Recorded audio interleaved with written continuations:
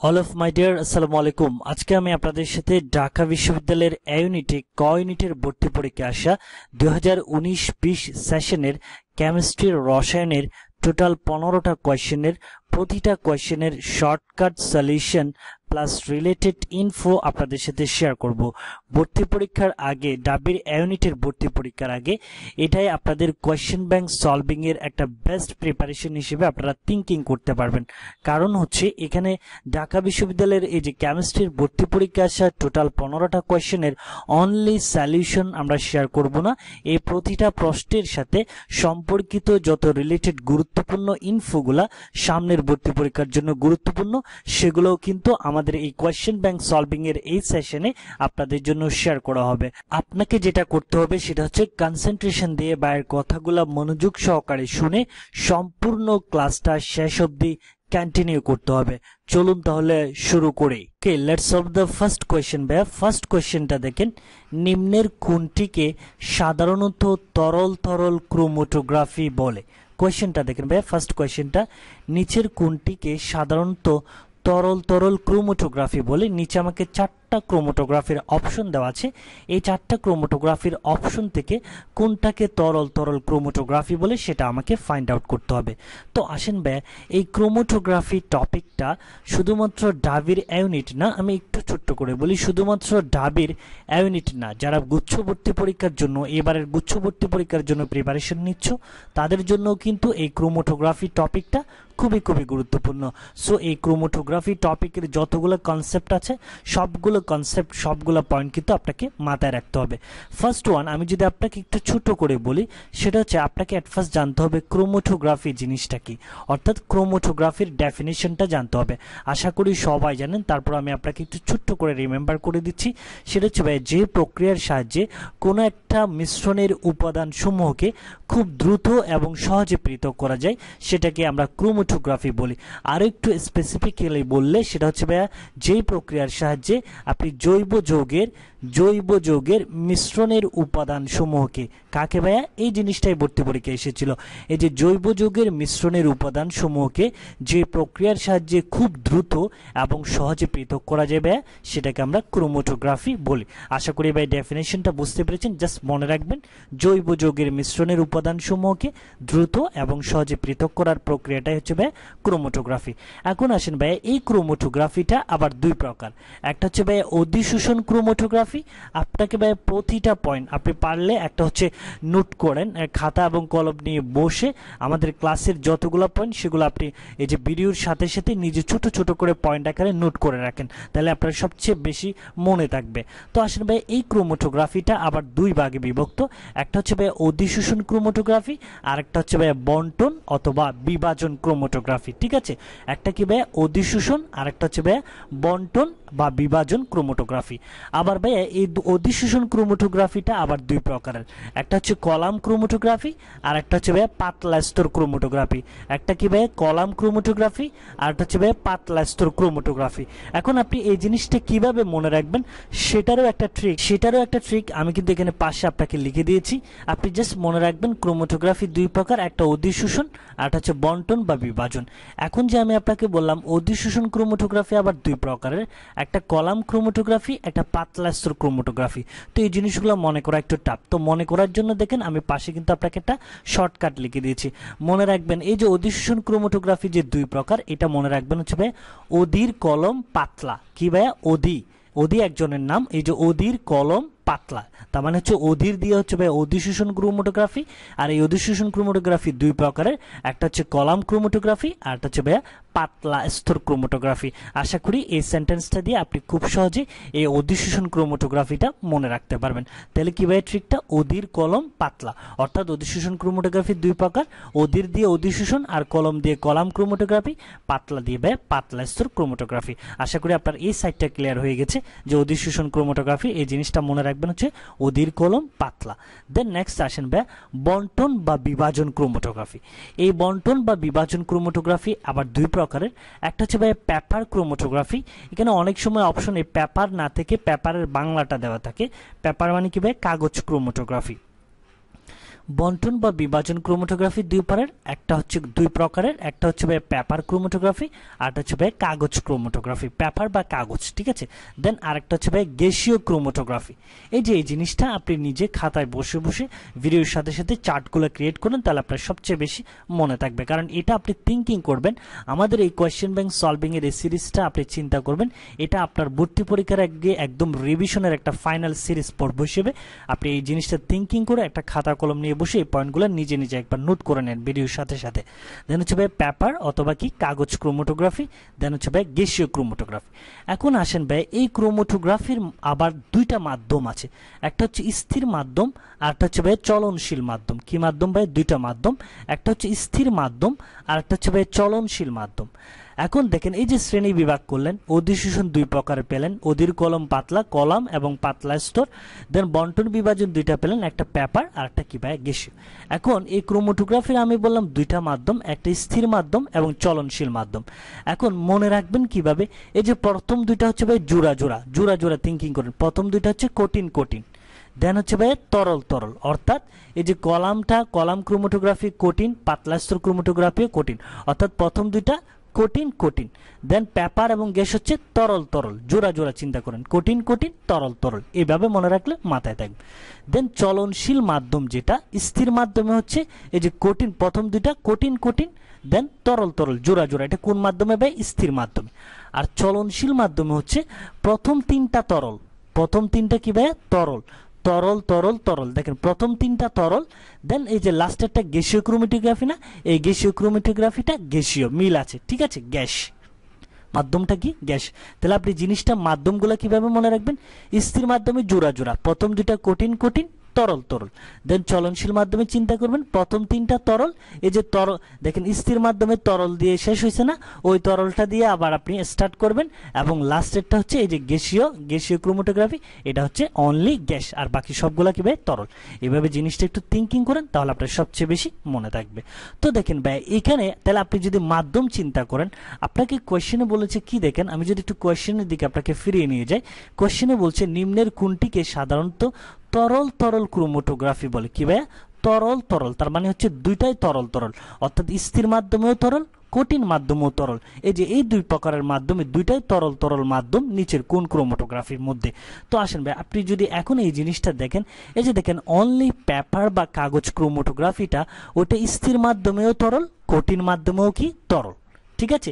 এই যে স্থির মাধ্যমে এই যে তরল তরল, স্থির মাধ্যমেও তরল, কঠিন মাধ্যমেও তরল, তার মানে আমি তরল তরল ক্রোমাটোগ্রাফি পাচ্ছি হচ্ছে ভাইয়া অনলি পেপার ক্রোমাটোগ্রাফি বা কাগজ ক্রোমাটোগ্রাফি।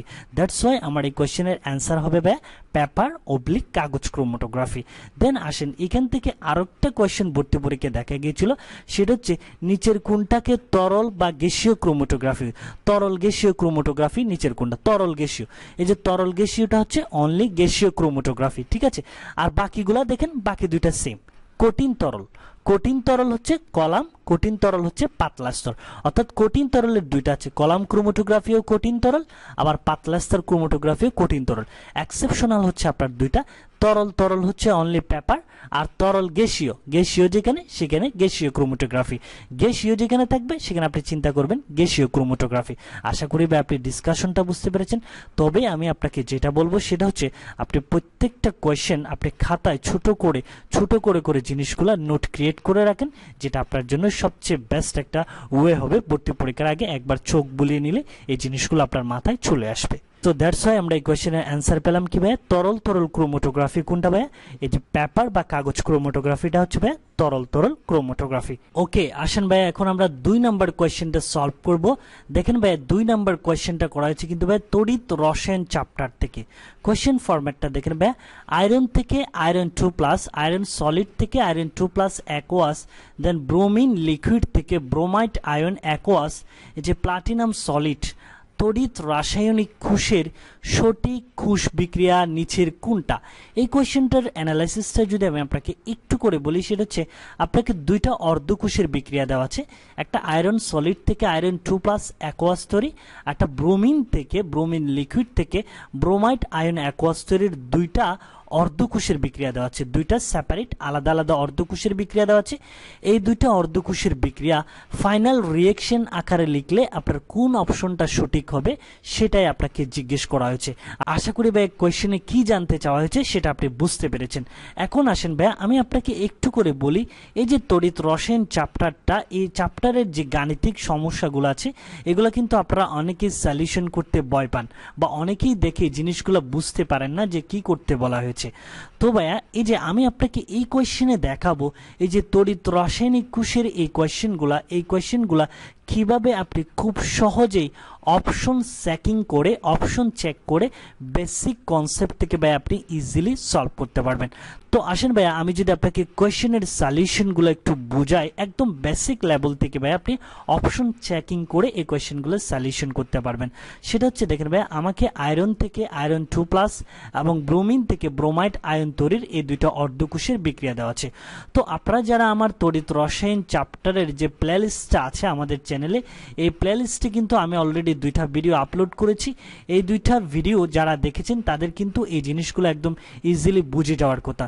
আর যারা এখনও তড়িৎ রসায়ন চ্যাপ্টারের আমার প্লেলিস্টে দেওয়া গাণিতিক সমস্যা সংক্রান্ত দুইটা ভিডিও দেখেননি, আপনারা অবশ্যই এই ভিডিওটার শেষে তড়িৎ রসায়ন প্লেলিস্টের ওই দুইটা ভিডিও দেখে নেবেন।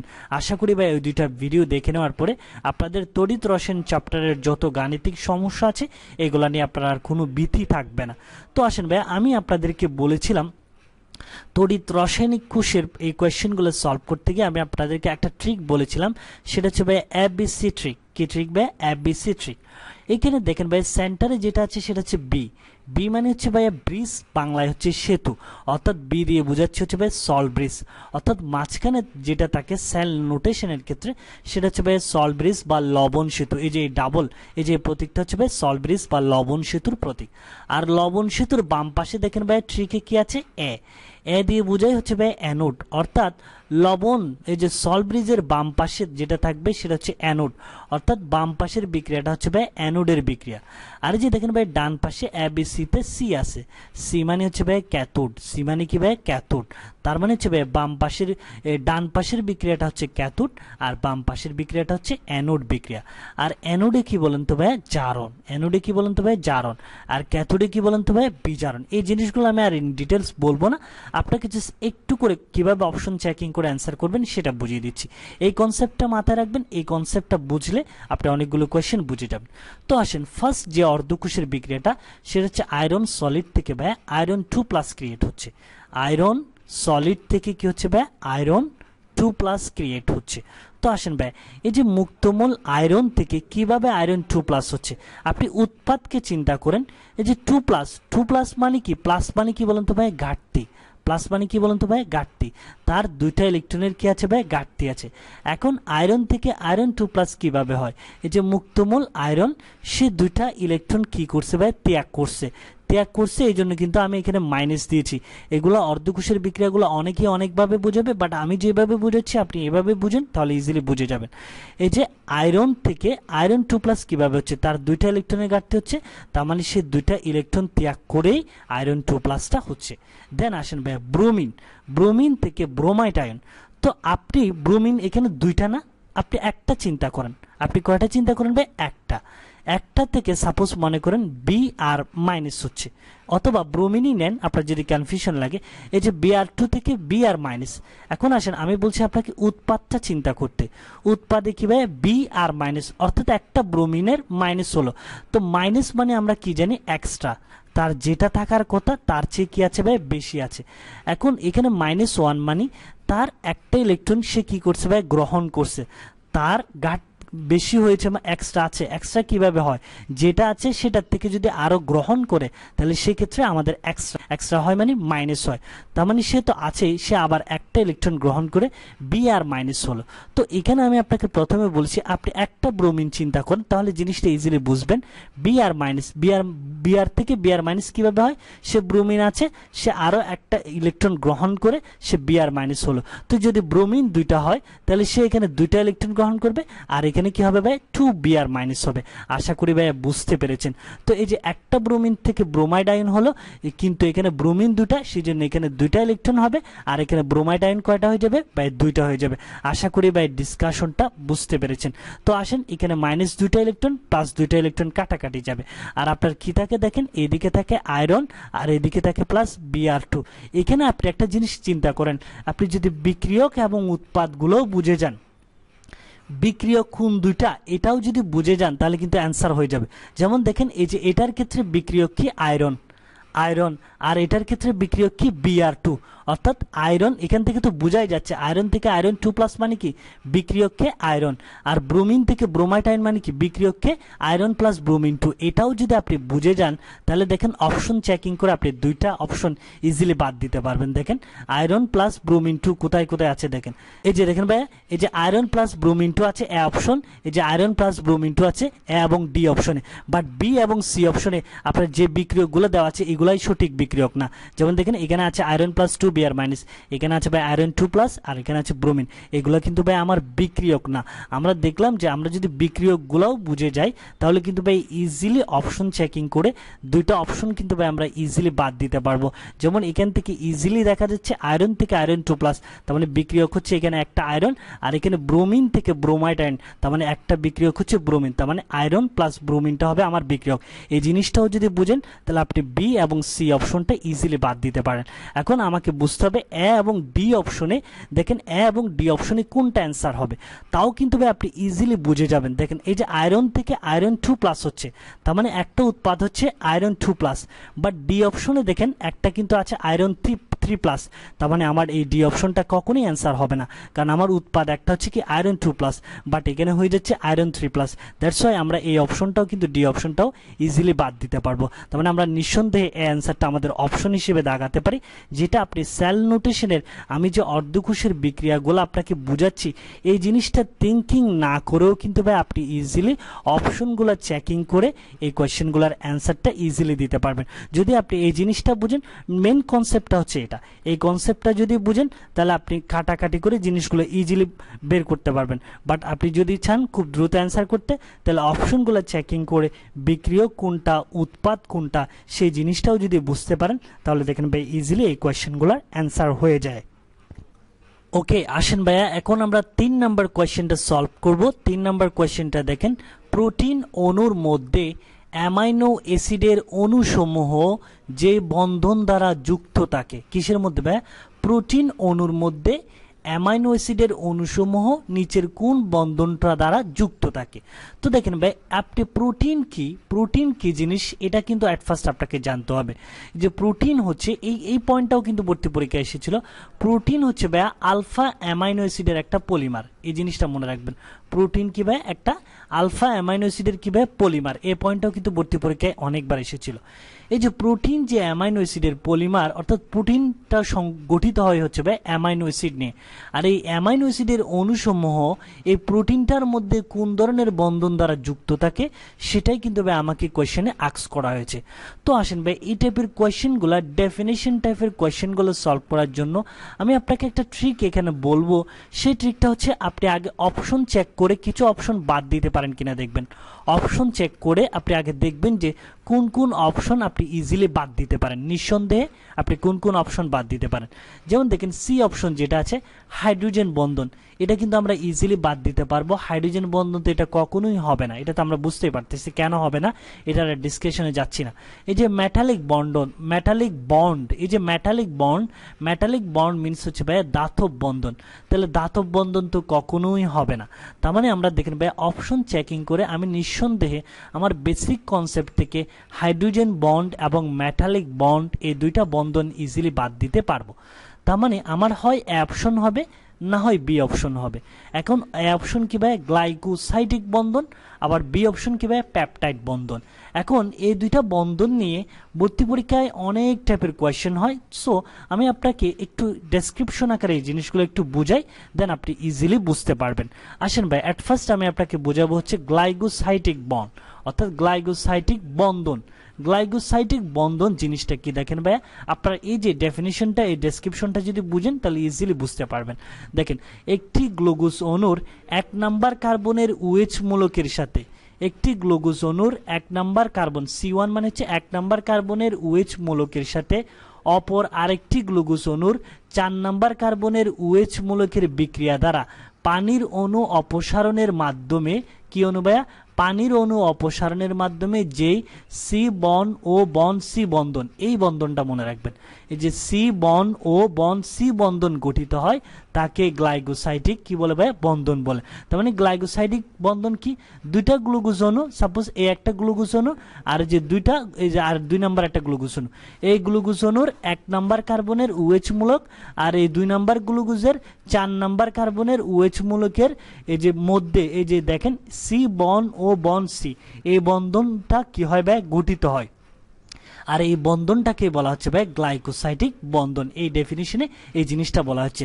তো ভর্তি পরীক্ষায় কিন্তু এভাবেও কোয়েশ্চেন হয়েছিল, নিচের কোনটি গ্লাইকোসাইডিক বন্ধন, এই যে নিচের কোনটি গ্লাইকোসাইডিক বন্ধন। তার মানে গ্লাইকোসাইডিক বন্ধন হচ্ছে ভাই এই যে সি বন ও বন সি, এই বন্ধনটা হচ্ছে কি ভাই গ্লাইকোসাইডিক বন্ধন। এটা কিন্তু ভর্তি পরীক্ষায় এসেছিল, আমি আবারও আপনাকে রিমেম্বার করে দিচ্ছি কোয়েশ্চেন ফরম্যাটটা কি, নিচের কোনটি গ্লাইকোসাইডিক বন্ধন। গ্লাইকোসাইডিক বন্ধনটা হচ্ছে সি বন ও বন সি, এবং এই বন্ধনটা কিভাবে গঠিত হচ্ছে, দুইটা গ্লুকোজ অণুর প্রথমটার 1 নম্বর কার্বনের OH এবং দ্বিতীয়টার 4 নম্বর কার্বনের OH মূলকের বিক্রিয়া ধারায় এই বন্ধনটা গঠিত হচ্ছে, ঠিক আছে, সি বন ও বন সি, এবং এটা হচ্ছে গ্লাইকোসাইডিক বন্ধন। দেন আসেন ভাই পেপটাইড বন্ধন, এগুলো আমি আপনাকে আবারও বলতেছি, আপনি কিন্তু খাতায় জিনিসগুলো নোট করে নেন, ভিডিওর শেষে প্রত্যেকটা কোয়েশ্চেন ব্যাংক সলভিং এর সাথে সাথে এই জিনিসগুলো নোট করে নেন, তাহলে আপনার জন্য সবচেয়ে বেশি ইজি হবে। দেন আসেন এটা হচ্ছে ভাই পেপটাইড বন্ড বা পেপটাইড বন্ধন। এখন এই পেপটাইড বন্ড বা পেপটাইড বন্ধন জিনিসটা হচ্ছে ভাই অ্যামাইনো অ্যাসিডের অণুতে, দেখেন ভাই নামটা কি অ্যামাইনো অ্যাসিড, অ্যামাইনো অ্যাসিড, তার মানে একটা অ্যামিন মূলক থাকবে আর একটা অ্যাসিড মূলক থাকবে, অ্যাসিড মূলকটা হচ্ছে কার্বক্সিল মূলক থাকবে। এই যে নাম দেখে বুঝতে পারছেন অ্যামিনো অ্যাসিড, তার মানে একটা অ্যামিন মূলক NH2 থাকবে, অ্যাসিড মানে কার্বক্সিল মূলক থাকবে COOH। এই যে অ্যামাইনো অ্যাসিডের অণুতে এই যে অ্যামিনো মূলক NH2 ও কার্বক্সিল মূলক বন্ড COOH বর্তমান থাকে, এই জিনিসটা আমি বলে দিয়েছি, নাম দেখে আপনি বুঝতে পারবেন অ্যামাইনো অ্যাসিড একটা অ্যামিনো মূলক আর একটা অ্যাসিড মূলক। এখন একটি অ্যামাইনো অ্যাসিডের কার্বক্সিল মূলকের সাথে অন্য একটা অ্যামাইনো অ্যাসিডের অ্যামিনো মূলকের বিক্রিয়া, দেখেন একটা অ্যামাইনো অ্যাসিডের কার্বক্সিল মূলকের সাথে আরেকটা অ্যামাইনো অ্যাসিডের অ্যামিনো মূলকের বিক্রিয়ায় উৎপন্ন বন NH-CO বন্ধনকে পেপটাইড বন্ধন বলে। কি বন্ধন ভাই? পেপটাইড বন্ধন। তার মানে পেপটাইড বন্ধনটা কি? NH-CO, এই বন্ধনটা হচ্ছে পেপটাইড বন্ধন। আর গ্লাইকোসাইডিক বন্ধন কি দেখালাম? বন সি বন ও বন সি, এটা হচ্ছে ভাই দুইটা গ্লুকোজ অণুর মানে মনোস্যাকারাইডের বন্ধনটা। গ্লুকোজ কি? গ্লুকোজ একটা কি? মনোস্যাকারাইড। তার মানে আপনি পেলেন পেপটাইড বন্ধনটা হচ্ছে বন NH-CO বন্ধন, এটাকে পেপটাইড বন্ধন বলে। আর এই পেপটাইড বন্ধনটা গঠিত হচ্ছে দুইটা অ্যামাইনো অ্যাসিডের একটার অ্যামিনো মূলকের, দুইটা অ্যামাইনো অ্যাসিডের মধ্যে একটা অ্যামাইনো অ্যাসিডের কার্বক্সিল মূলক আর একটা অ্যামাইনো অ্যাসিডের অ্যামাইনো মূলকের বিক্রিয়ায় এই যে উৎপন্ন বন NH-CO বন্ধনটাকে পেপটাইড বন্ধন বলে। আমি একটু ডেসক্রিপশন নিয়ে জিনিসগুলো বললাম যাতে আপনার ইজিলি রিমেম্বার থাকে। আর এই পেপটাইড বন্ধনের মাধ্যমে কি তৈরি হয়? প্রোটিন উৎপন্ন হয়। পেপটাইড বন্ধনের মাধ্যমে কি তৈরি হয়? প্রোটিন উৎপন্ন হয়। এই পয়েন্টটাও মনে রাখবেন। তার মানে আমি যে গ্লাইকোসাইডিক বন্ড এবং পেপটাইড বন্ধনের দুইটা জিনিস বললাম, আর এখানে গ্লাইকোসাইডিক বন্ডটা নিয়ে কিভাবে কোয়েশ্চেন এসেছিল সেটাও আমি আপনাকে বললাম। নিচের কোনটি গ্লাইকোসাইডিক বন্ধন, এভাবে প্রতীক সংকেতগুলো দেওয়া থাকে, সংকেতটা মনে রাখবেন। গ্লাইকোসাইডিক বন্ধন হচ্ছে বন সি ও বন ও বন সি। আর এই যে পেপটাইড বন্ধন কি দেখলেন? NH-CO, এই বন্ধনটা হচ্ছে কি? পেপটাইড বন্ধন। পেপটাইড বন্ধনের মাধ্যমে কি হয়? প্রোটিন। আর এই গ্লাইকোসাইডিক বন্ধন হচ্ছে দুইটা মনোস্যাকারাইড অণুর মধ্যে। এই জিনিসটা বুঝছেন তো? দুইটা মনোস্যাকারাইড অণু কেন বললো? কারণ এই যে দুইটা গ্লুকোজ অণুর মধ্যেই বন্ধনটা গঠিত হচ্ছে। তো গ্লুকোজ একটা কি ভাই? মনোস্যাকারাইড। এই জন্যই এই পয়েন্টটা বলেছে যে গ্লাইকোসাইডিক বন্ধন হচ্ছে দুইটা মনোস্যাকারাইড অণুর মধ্যে বন সি বন ও বন সি বন্ধন। আশা করি ভাই আপনি পেপটাইড বন্ধন এবং গ্লাইকোসাইডিক বন্ধনটা খুব ইজিলি বুঝতে পেরেছেন। তার মানে এখন আপনি দেখেন খুব ইজিলি আপনি এই জিনিসটার অ্যান্সার করতে পারবেন। প্রোটিন অণুর মধ্যে অ্যামাইনো অ্যাসিডের অনুসমূহ, তাহলে অ্যামাইনো অ্যাসিডের অনুসমূহ কোন বন্ধন দ্বারা যুক্ত থাকবে? এই যে পেপটাইড বন্ধন। কেন পেপটাইড বন্ধন? এই যে এতক্ষণ ধরে আমি জিনিসটা বুঝাচ্ছি, এই যে পেপটাইড বন্ধন হচ্ছে অ্যামাইনো অ্যাসিডের বন্ধন, ঠিক আছে? যে দুইটা অ্যামাইনো অ্যাসিডের, একটা অ্যামাইনো অ্যাসিডের কার্বক্সিল মূলক আর একটা অ্যামাইনো অ্যাসিডের অ্যামিনো মূলক মূলে এই যে বন NH-CO যে বন্ধনটা হচ্ছে, এটাই হচ্ছে ভাই পেপটাইড বন্ধন। আর গ্লাইকোসাইডিক বন্ধন হচ্ছে ভাই দুইটা মনোস্যাকারাইড অণুর মধ্যে যে বন্ধন। আশা করি ভাই আপনি ইজিলি এই কোয়েশ্চেনের সলিউশনটা বুঝতে পেরেছেন। তার মানে প্রোটিন অণুর মধ্যে অ্যামাইনো অ্যাসিডের অনুসমূহ কোন বন্ধন দ্বারা যুক্ত থাকে? পেপটাইড বন্ধন। এবং এই পেপটাইড বন্ডের সংকেতটা কি ভাই বন NH আর এই যে গ্লাইকোসাইডিক বন্ধন এটা হচ্ছে ভাই দুইটা মনোস্যাকারাইড অণুর মধ্যে বন্ধন এবং এই বন্ধনটা হচ্ছে কি ভাই বন ও বন সি। আশা করি ভাই ডিসকাশনটা বুঝতে পেরেছেন। ওকে আসেন ভাই এখন আমরা 4 নম্বর কোশ্চেনটা সলভ করব। 4 নম্বর কোশ্চেনটা দেখেন নিম্নের কোন যৌগটি নিচের কোন যৌগটি জ্যামিতিক সমানতা প্রদর্শন করে। নিচে আমাকে 4টা কম্পাউন্ড দেওয়া আছে, কোন কম্পাউন্ডটা আমার জ্যামিতিক সমানতা প্রদর্শন করে সেটা আমাকে ফাইন্ড আউট করতে হবে। তো আসেন ভাই জ্যামিতিক সমানতা সম্পর্কিত এই টাইপের কোয়েশ্চেনগুলো সলভ করার জন্য আপনাকে যে জিনিসটা অ্যাট ফার্স্ট আপনার মাথায় আসতে হবে সেটা হচ্ছে আপনি কোয়েশ্চেন করবেন নিজে নিজে কারা জ্যামিতিক সমানতা প্রদর্শন করে, কোন কোন কম্পাউন্ডরা জ্যামিতিক সমানতা প্রদর্শন করে। অ্যাট ফার্স্ট এই জিনিসটা আপনাকে বুঝতে হবে। তো মনে রাখবেন জ্যামিতিক সমানতা প্রদর্শন করে হচ্ছে ভাই দুই টাইপের কম্পাউন্ড। এক টাইপের হচ্ছে ভাই প্রতিস্থাপিত অ্যালকিন সমূহ, কারা অনলি অ্যালকিন না, প্রতিস্থাপিত অ্যালকিন সমূহ জ্যামিতিক সমানতা প্রদর্শন করে। অ্যালকিন মিন্স কি কার্বন কার্বন ট্রিপল বন্ড সম্পর্কিত, কার্বন কার্বন ডাবল বন্ড সম্পর্কিত প্রতিস্থাপিত অ্যালকিন সমূহ জ্যামিতিক সমানতা প্রদর্শন করে। দেন নেক্সট হচ্ছে ভাই চাক্রিক যৌগসমূহ, সাইক্লিক যে কম্পাউন্ডগুলো আছে চাক্রিক যৌগসমূহ জ্যামিতিক সমানতা কি করে প্রদর্শন করে। এই দুইটা পয়েন্ট মাথায় রাখবেন, এগুলো আবার বহুপদী আকারেও কোয়েশ্চেন ফরম্যাট দেখা যায়। প্রতিস্থাপিত অ্যালকিন এবং চাক্রিক যৌগগুলা কি প্রদর্শন করবে জ্যামিতিক সমানতা প্রদর্শন করে। আপনার যদি এই দুইটা পয়েন্টও মাথায় থাকে আপনি কিন্তু ভাই কোয়েশ্চেনটার অপশন থেকে কিন্তু দুইটা অপশন ইজিলি বাদ দিতে পারবেন। কিভাবে দেখেন ভাই এই যে এ এবং সি অপশনে যে দুইটা কম্পাউন্ড দেওয়া আছে এগুলো ভাই আমার প্রতিস্থাপিত অ্যালকিনও না, প্রতিস্থাপিত অ্যালকিনও না, আবার সাইক্লিক কম্পাউন্ডও না।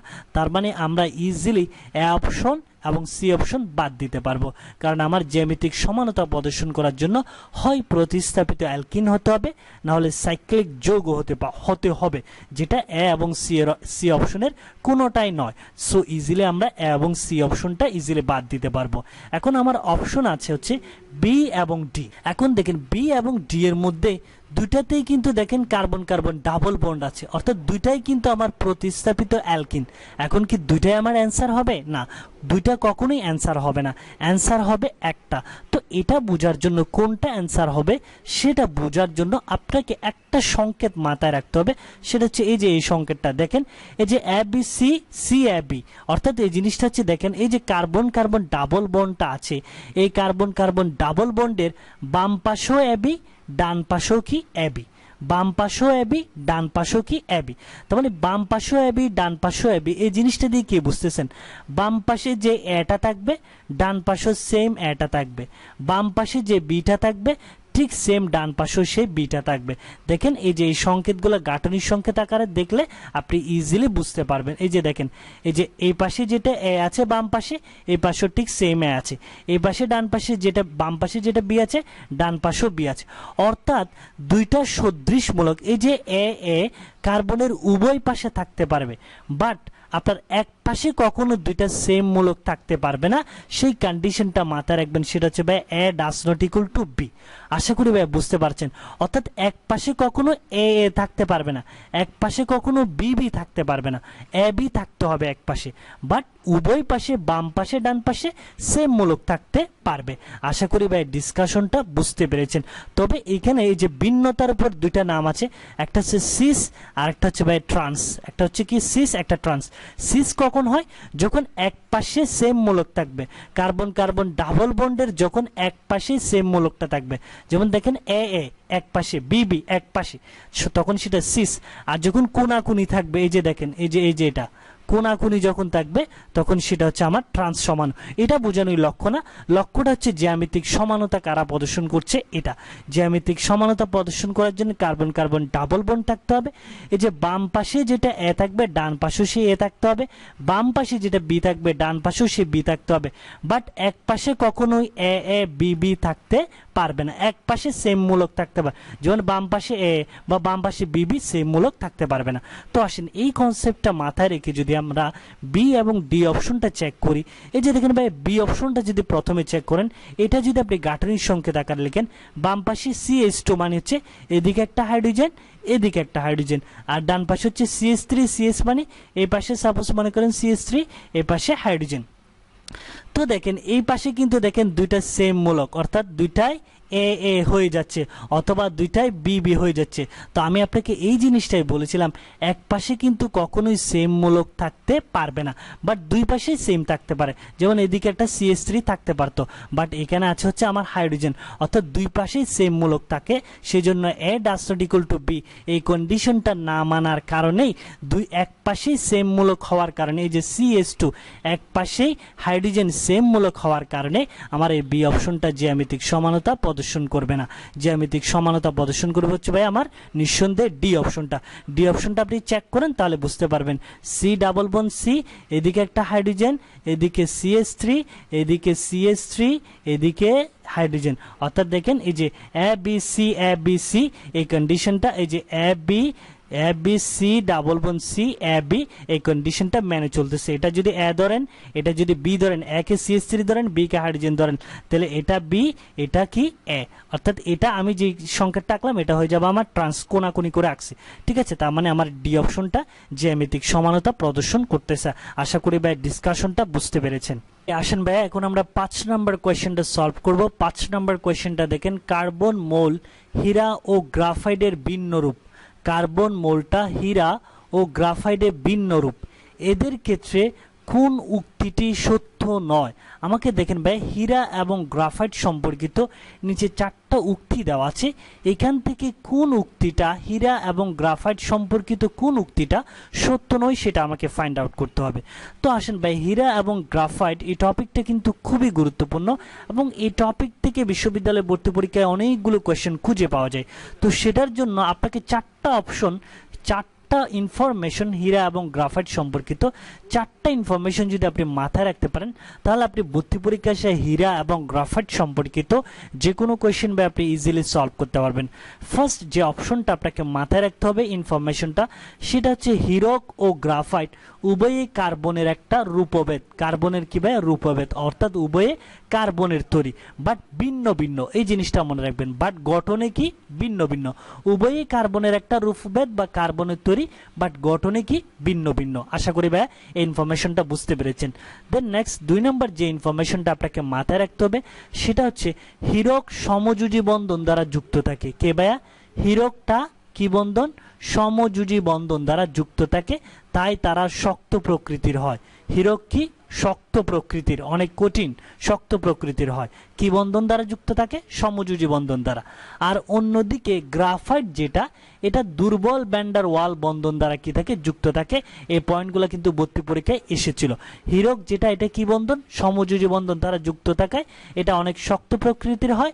আর গ্রাফাইট যেটা, সেটা দুর্বল ভ্যান্ডার ওয়ালস বল দ্বারা যুক্ত থাকায় এরা কি প্রকৃতির হয়? নরম প্রকৃতির হয়, কারণ বন্ধনটাই দুর্বল ভ্যান্ডার ওয়ালস বল, তো সহজে এটা ভেঙে যাবে। সেজন্য এই গ্রাফাইটটা অনেক কি প্রকৃতির? নরম প্রকৃতির। আর হীরক যেটা, এটা শক্ত প্রকৃতির। আশা করি বা ইনফরমেশনটা বুঝতে পেরেছেন। এবং কোনটার কি বন্ধন? গ্রাফাইট দুর্বল বন্ধন, ঠিক আছে, দুর্বল ভ্যান্ডার ওয়ালস বন্ধন। দেন আসেন 3 নম্বর যে ইনফরমেশনটা মনে রাখতে হবে সেটা হচ্ছে ভাই গ্রাফাইট বিদ্যুৎ পরিবহন করলেও হীরা বা হীরকটা বিদ্যুৎ পরিবহন করে না। দেখেন ভাই গ্রাফাইট কি পরিবহন করে? বিদ্যুৎ বা তড়িৎ পরিবহন করে, ঠিক আছে। বাট হীরা যেটা, হীরা সেটা বিদ্যুৎ পরিবহন করে না। হীরক বা ডায়মন্ড যেটা, সেটা আমার বিদ্যুৎ পরিবহন করে না। কারণ এটা ইজিলি এভাবে রিমেম্বার করতে পারেন, গ্রাফাইট যেহেতু নরম প্রকৃতির, সো এটা ইজিলি আমার বিদ্যুৎ পরিবহন করবে। আর হীরক যেহেতু অনেক কঠিন বা শক্ত, সো এটা কি পরিবহন করবে না? বিদ্যুৎ বা তড়িৎ পরিবহন করবে না। আশা করি ভাই ইনফরমেশনটা বুঝতে পেরেছেন। দেন নেক্সট 4 নম্বর যে ইনফরমেশনটা মনে রাখতে হবে সেটা হচ্ছে হীরকে sp3 সংকরণ। কি সংকরণ ভাই? sp3 সংকরণ। আর গ্রাফাইটে হচ্ছে আমার ভাই sp2 সংকরণ, ঠিক আছে। এই জিনিসটা মনে রাখবেন, ভর্তি পরীক্ষায় অনেকবার এই জিনিসগুলো এসেছিল যে হীরকের সংকরণটা কি ধরনের। হীরক হচ্ছে ভাই আমার sp3 সংকরণ, আর গ্রাফাইট যেটা, সেটা হচ্ছে ভাই আমার কি? sp2 সংকরণ। আর এই ইনফরমেশনটাও আরো বেশি গুরুত্বপূর্ণ, সেটা হচ্ছে গ্রাফাইট বিদ্যুৎ বা তড়িৎ পরিবহন করে, বাট হীরা যেটা, এটা বিদ্যুৎ পরিবহন করে না। মনে রাখবেন কিভাবে সেটাও বললাম। হীরা যেহেতু অনেক কঠিন শক্ত প্রকৃতির, সো এটাতে আমি তড়িৎ পরিবহন করা যাবে না। আর গ্রাফাইট যেহেতু নরম প্রকৃতির, সো এটাতে ইজিলি বিদ্যুৎ পরিবহন করা যাবে। আশা করি ভাই ডেসক্রিপশনটা বুঝতে পেরেছেন। তো আসেন আমরা যদি এই অপশনগুলো মাথায় রেখে এই কোয়েশ্চেনটা সলভ করি, একটা একটা অপশন যদি চেক করে দেখেন, এই অপশনটা বলছে হীরক ও গ্রাফাইট উভয়ে কার্বন মোল দ্বারা গঠিত। হ্যাঁ, আমার এই অপশনটা সঠিক, উভয়ই কার্বনের একটা রূপভেদ। দেন বি অপশনটা চেক করেন আসেন, হীরা ও গ্রাফাইটে কার্বন পরমাণুর সংকরণ হলো, হীরাতে দেখেন যথাক্রমে হীরাতে হচ্ছে sp3 আর গ্রাফাইট যেটা লাস্টেরটা sp2। হ্যাঁ, এই অপশনটাও সঠিক, হীরাতে সংকরণটা sp3, গ্রাফাইটের সংকরণটা sp2, তার মানে আমার বি অপশনও সঠিক। সি অপশনটা চেক করেন, উভয়ের দহন তাপ একই। আমি কিন্তু দহন তাপ নিয়ে আপনাকে কিছু বলি নাই, তো আপনি তো এই জিনিসটা জানেন না, এই জিনিসটা আপাতত এখানে হোল্ড করেন, ঠিক আছে, এটা হোল্ড করে রাখেন। এখন ডি অপশনটা চেক করেন, উভয়ের বিদ্যুৎ পরিবাহিতা ভিন্ন। হ্যাঁ, ডি অপশনটাও সঠিক, উভয়ের বিদ্যুৎ পরিবাহিতা ভিন্ন। কারণ কেন, আমরা দেখেছিলাম হীরা যেটা, ডায়মন্ড বা হীরক যেটা, সেটা হচ্ছে আমার তড়িৎ পরিবহন করে না, বাট গ্রাফাইট যেটা সেটা বিদ্যুৎ পরিবহন করে। তার মানে দুইটারই বিদ্যুৎ পরিবাহিতা ভিন্ন। তার মানে এ বি ডি তিনটা অপশনই সঠিক। তার মানে আপনি নিঃসন্দেহে এখন সি অপশনটা অ্যান্সার হিসেবে দেখাতে পারেন। যে কারণ কেন, এই সি অপশন আপনার যদিও এই জিনিসটা জানা নেই, তার মানে যদি আপনার তিনটা অপশন সঠিক হয়ে যাচ্ছে, তার মানে আর বাকি যে অপশনটা এটা আপনি ইজিলি দেখাতে পারবেন। তার মানে হীরা এবং গ্রাফাইট সম্পর্কিত উক্তি সত্য নয় হচ্ছে আমার এই সি অপশনটা, উভয়ের দহন তাপ একই, এই উক্তিটা কি নয় ভাই, সত্য নয়। আর বাকি তিনটা অপশন সত্য, যেটা আপনি এই ডেসক্রিপশনটা মাথায় রাখলে ইজিলি বুঝতে পারবেন। এই ইনফরমেশনগুলো হীরা এবং গ্রাফাইট সম্পর্কিত ইনফরমেশনগুলো অবশ্যই মাথায় রাখবেন। ওকে, আসেন ভাই এখন আমরা 6 নম্বর কোশ্চেনটা সলভ করব। 6 নম্বর কোশ্চেনটা দেখেন, এমআরআই যন্ত্রের সাহায্যে মানবদেহের রোগ নির্ণয়ে কোন মৌলটির ভূমিকা আছে? কোশ্চেনটা দেখেন ভাই, এমআরআই যন্ত্রের সাহায্যে মানবদেহের রোগ নির্ণয়ে নিচের কোন মৌলটির ভূমিকা আছে? এখন এই কোশ্চেনের অ্যান্সার নিয়ে আপনাদের অনেকের মধ্যে কনফিউশন, কারণ আপনাদের হাতে যে কোশ্চেন ব্যাংক সলভিং এর বইগুলো আছে সেখানে কোনো জায়গায় এই অপশনটা নিয়নকে অ্যান্সার দেখানো হয়েছে, আবার কোনো বইয়ে হাইড্রোজেনকে অ্যান্সার দেখানো হয়েছে। তো এখানে কোন অ্যান্সারটা সঠিক এটাই কিন্তু আপনারা জানেন না, বা এই জিনিসটার কনসেপ্টটাই আপনারা বুঝেন না। তো আসেন ভাইয়া, আমি আজকে এই কনসেপ্টটা ক্লিয়ার করে দিব, এখানে কি অ্যান্সারটা নিয়ন হবে না হাইড্রোজেন হবে। তো আসেন, অ্যাট ফার্স্ট আপনাকে যে জিনিসটা বুঝতে হবে সেটা হচ্ছে এমআরআই যন্ত্র বা এমআরআই মেশিন, এই জিনিসটা বুঝতে হবে। এখানে এমআরআই, এটার অ্যাব্রিভিয়েশনটা কি ভাই, ম্যাগনেটিক রেজোনেন্স ইমেজিং। এখন এই এমআরআই যন্ত্রে যে জিনিসটা ব্যবহার করা হয় সেটা হচ্ছে ভাইয়া এনএমআর। কি এনএমআর? এখন এনএমআর এর অ্যাব্রিভিয়েশন কি, nuclear magnetic resonance. Nuclear magnetic resonance অর্থাৎ যেসব মৌলের এনএমআর আছে, যেসব মৌলের এনএমআর আছে সেসব মৌলগুলাই আমার এমআরআই যন্ত্রে কি হবে ভাই, ব্যবহার হবে। যেসব মৌল নিউক্লিয়ার ম্যাগনেটিক রেজোনেন্স প্রদর্শন করবে তারাই কিন্তু, সেসব মৌলগুলাই কিন্তু এমআরআই যন্ত্রে কি হবে ভাই, ব্যবহার হবে। আশা করি বুঝতে পেরেছেন। এখন এনএমআর কোন মৌল প্রদর্শন করে? এখন আসেন সেই জিনিসটা। এখন এনএমআর প্রদর্শন করে হচ্ছে যাদের মধ্যে, যেসব মৌলের মধ্যে বিজুট প্রোটন অথবা বিজুট নিউট্রন আছে। কি ভাই, বিজুট প্রোটন অথবা বিজুট নিউট্রন আছে, সেসব মৌলই আমার এনএমআর প্রদর্শন করবে। আর যেসব মৌলের মধ্যে এনএমআর আছে সেসব মৌলই এমআরআই যন্ত্রে কি হবে ভাই, ব্যবহার হবে। আশা করি ভাই ডিসকাশনটা বুঝতে পেরেছেন। তার মানে কন্ডিশন কি, বিজুট প্রোটন এবং বিজুট নিউট্রন হতে হবে, তারাই আমার এমআরআই যন্ত্রে কি হবে ভাই, ব্যবহার হবে। তো আসেন আমরা যদি অপশনগুলো চেক করি, আমার এই অপশনে যে মৌলটা আছে সেটা হচ্ছে আমার নিয়ন। তাহলে নিয়নের প্রোটন সংখ্যা কত হবে? নিয়নের প্রোটন সংখ্যা কত? 10। এখন প্রোটন সংখ্যা কিভাবে বের করবে সেটা বলার এখন কিন্তু টাইম নেই, কারণ পারমাণবিক সংখ্যাটাই হচ্ছে আমার প্রোটন সংখ্যা। আর এখানে যে অক্সিজেন আছে, অক্সিজেনের কত প্রোটন সংখ্যা কত? 8। এরপরে সি অপশনে যেটা আছে হাইড্রোজেন, হাইড্রোজেনের প্রোটন সংখ্যা কত? 1। এরপরে ডি অপশনে যেটা আছে সিলিকনের প্রোটন সংখ্যা কত? 14। তো দেখেন ভাই, এ অপশনে যেটা, বি অপশনে যেটা, ডি অপশনে যেটা, সবগুলার প্রোটন সংখ্যা দেখেন জোট। কি ভাই, জোট। তো আমার কিন্তু এই যে এমআরআই যন্ত্রে ব্যবহার করার জন্য এনএমআর প্রদর্শন করতে হবে। এনএমআর প্রদর্শন করলে আমার এমআরআই যন্ত্রে ব্যবহার হবে। এখন এনএমআর প্রদর্শন করবে কারা? যাদের মধ্যে বিজুট প্রোটন থাকবে। যাদের মধ্যে কি থাকবে ভাই? বিজুট প্রোটন থাকবে। এখন অপশন দেখতেছি বিজুট প্রোটন যুক্ত একমাত্র মৌল আছে কি ভাই? হাইড্রোজেন। দ্যাটস ওয়াই এই হাইড্রোজেনটাই আমার মানব দেহের রোগ নির্ণয়ে এমআরআই যন্ত্রে কি হবে ভাই? ব্যবহার হবে। আশা করি ভাই আপনার কনসেপ্টটা ক্লিয়ার হয়েছে, আপনার কনফিউশনটা দূর হয়েছে। জাস্ট আপনি কন্ডিশনটা এইভাবে মাথায় রাখবেন, তাহলে ভাই এই টাইপের কোয়েশ্চেনগুলো আপনি ইজিলি সলভ করতে পারবেন। আসুন ভাই এখন আমরা 7 নম্বর কোয়েশ্চেনটা সলভ করব। 7 নম্বর কোয়েশ্চেনটা সলভ করব। কোয়েশ্চেনটা দেখেন, 0.98 গ্রাম সালফিউরিক অ্যাসিড ব্যবহার করে 1.0 লিটার, তার মানে হচ্ছে 1 লিটার জলীয় দ্রবণ তৈরি করা হলো। দ্রবণটির ঘনমাত্রা কত? কোয়েশ্চেন ফরম্যাটটা দেখেন, 0.98 গ্রাম সালফিউরিক অ্যাসিড ব্যবহার করে 1.0 লিটার, দ্যাট মিন্স 1 লিটার জলীয় দ্রবণ তৈরি করা হলে আমাকে দ্রবণটির ঘনমাত্রা বের করতে বলা হয়েছে। তো আমি এই কোয়েশ্চেন সলভিং এর আগে একটা জিনিস আপনাদেরকে বলতে চাচ্ছি, যারা আমাদের চ্যানেলের প্লেলিস্টে রাসায়নিক পরিবর্তন চ্যাপ্টারের কোয়েশ্চেন ব্যাংক সলভিং সিরিজের ভিডিওগুলো দেখেছেন, তাদের জন্য কিন্তু ভাই মোলারিটি বা ঘনমাত্রা জিনিসটা নির্ণয়ের এই টপিকটা একদম পানি ভাতের মতো হয়ে গেছে। কারণ আমি সেখানে আপনাদেরকে মোলারিটি এবং ঘনমাত্রা কিভাবে নির্ণয় করবেন সেগুলো নিয়ে অনেক লং ডিসকাশন নিয়ে আপনাদেরকে বলেছিলাম বারবার। তো আসেন তারপর আমি এখানে আপনাকে একটু ওই জিনিসটা রিমেম্বার করে দিচ্ছি। যখন আপনাকে কোয়েশ্চেনে মোলারিটি বা ঘনমাত্রা নির্ণয় করতে বলা হবে, তখন আপনার মাথায় দুইটা জিনিস চলে আসবে। একটা হচ্ছে, কারণ আপনি মোলারিটি বা ঘনমাত্রা নির্ণয়ের জন্য আমাদের হাতে দুইটা সূত্র থাকে। একটা হচ্ছে ভাই S is equal to W divided MB, আর একটা হচ্ছে S is equal to 1000 W divided MB। এখন মোলারিটি বা ঘনমাত্রা S এর মান নির্ণয়ের ক্ষেত্রে আমরা কখন S is equal to W divided MB এই সূত্র অ্যাপ্লাই করব, আর কখন S is equal to 1000 W divided MB এই সূত্রটা অ্যাপ্লাই করব। তো এটা আপনাকে দেখতে হবে কোন সূত্রটা অ্যাপ্লাই করবেন, সেটা ডিপেন্ড করবে হচ্ছে এই যে ভলিউম বি এর উপর। কিসের উপর ভাইয়া? ভলিউম বি এর উপর। আমি কিন্তু এগুলো আপনাদেরকে অনেকবার বলেছি, ভলিউম কিসের উপর নির্ভর করবে? বি এর উপর। যখন ভলিউম বি এর আয়তনটা লিটারে থাকবে, তখন আপনি সরাসরি ঘনমাত্রা বা মোলারিটির সূত্রটা ইউজ করবেন হচ্ছে S is equal to W divided MB। আর যখন ভলিউমের আয়তনটা মিলিলিটারে থাকবে, তখন আপনি সরাসরি সূত্রটা অ্যাপ্লাই করবেন হচ্ছে S is equal to 1000 W divided MB। আর এগুলো নিয়ে আমি আপনাকে লং ডিসকাশনে যাচ্ছি না, জাস্ট আপনি মনে রাখবেন লিটারে থাকলে S is equal to W divided MB, আর মিলিলিটারে থাকলে S is equal to 1000 W divided MB।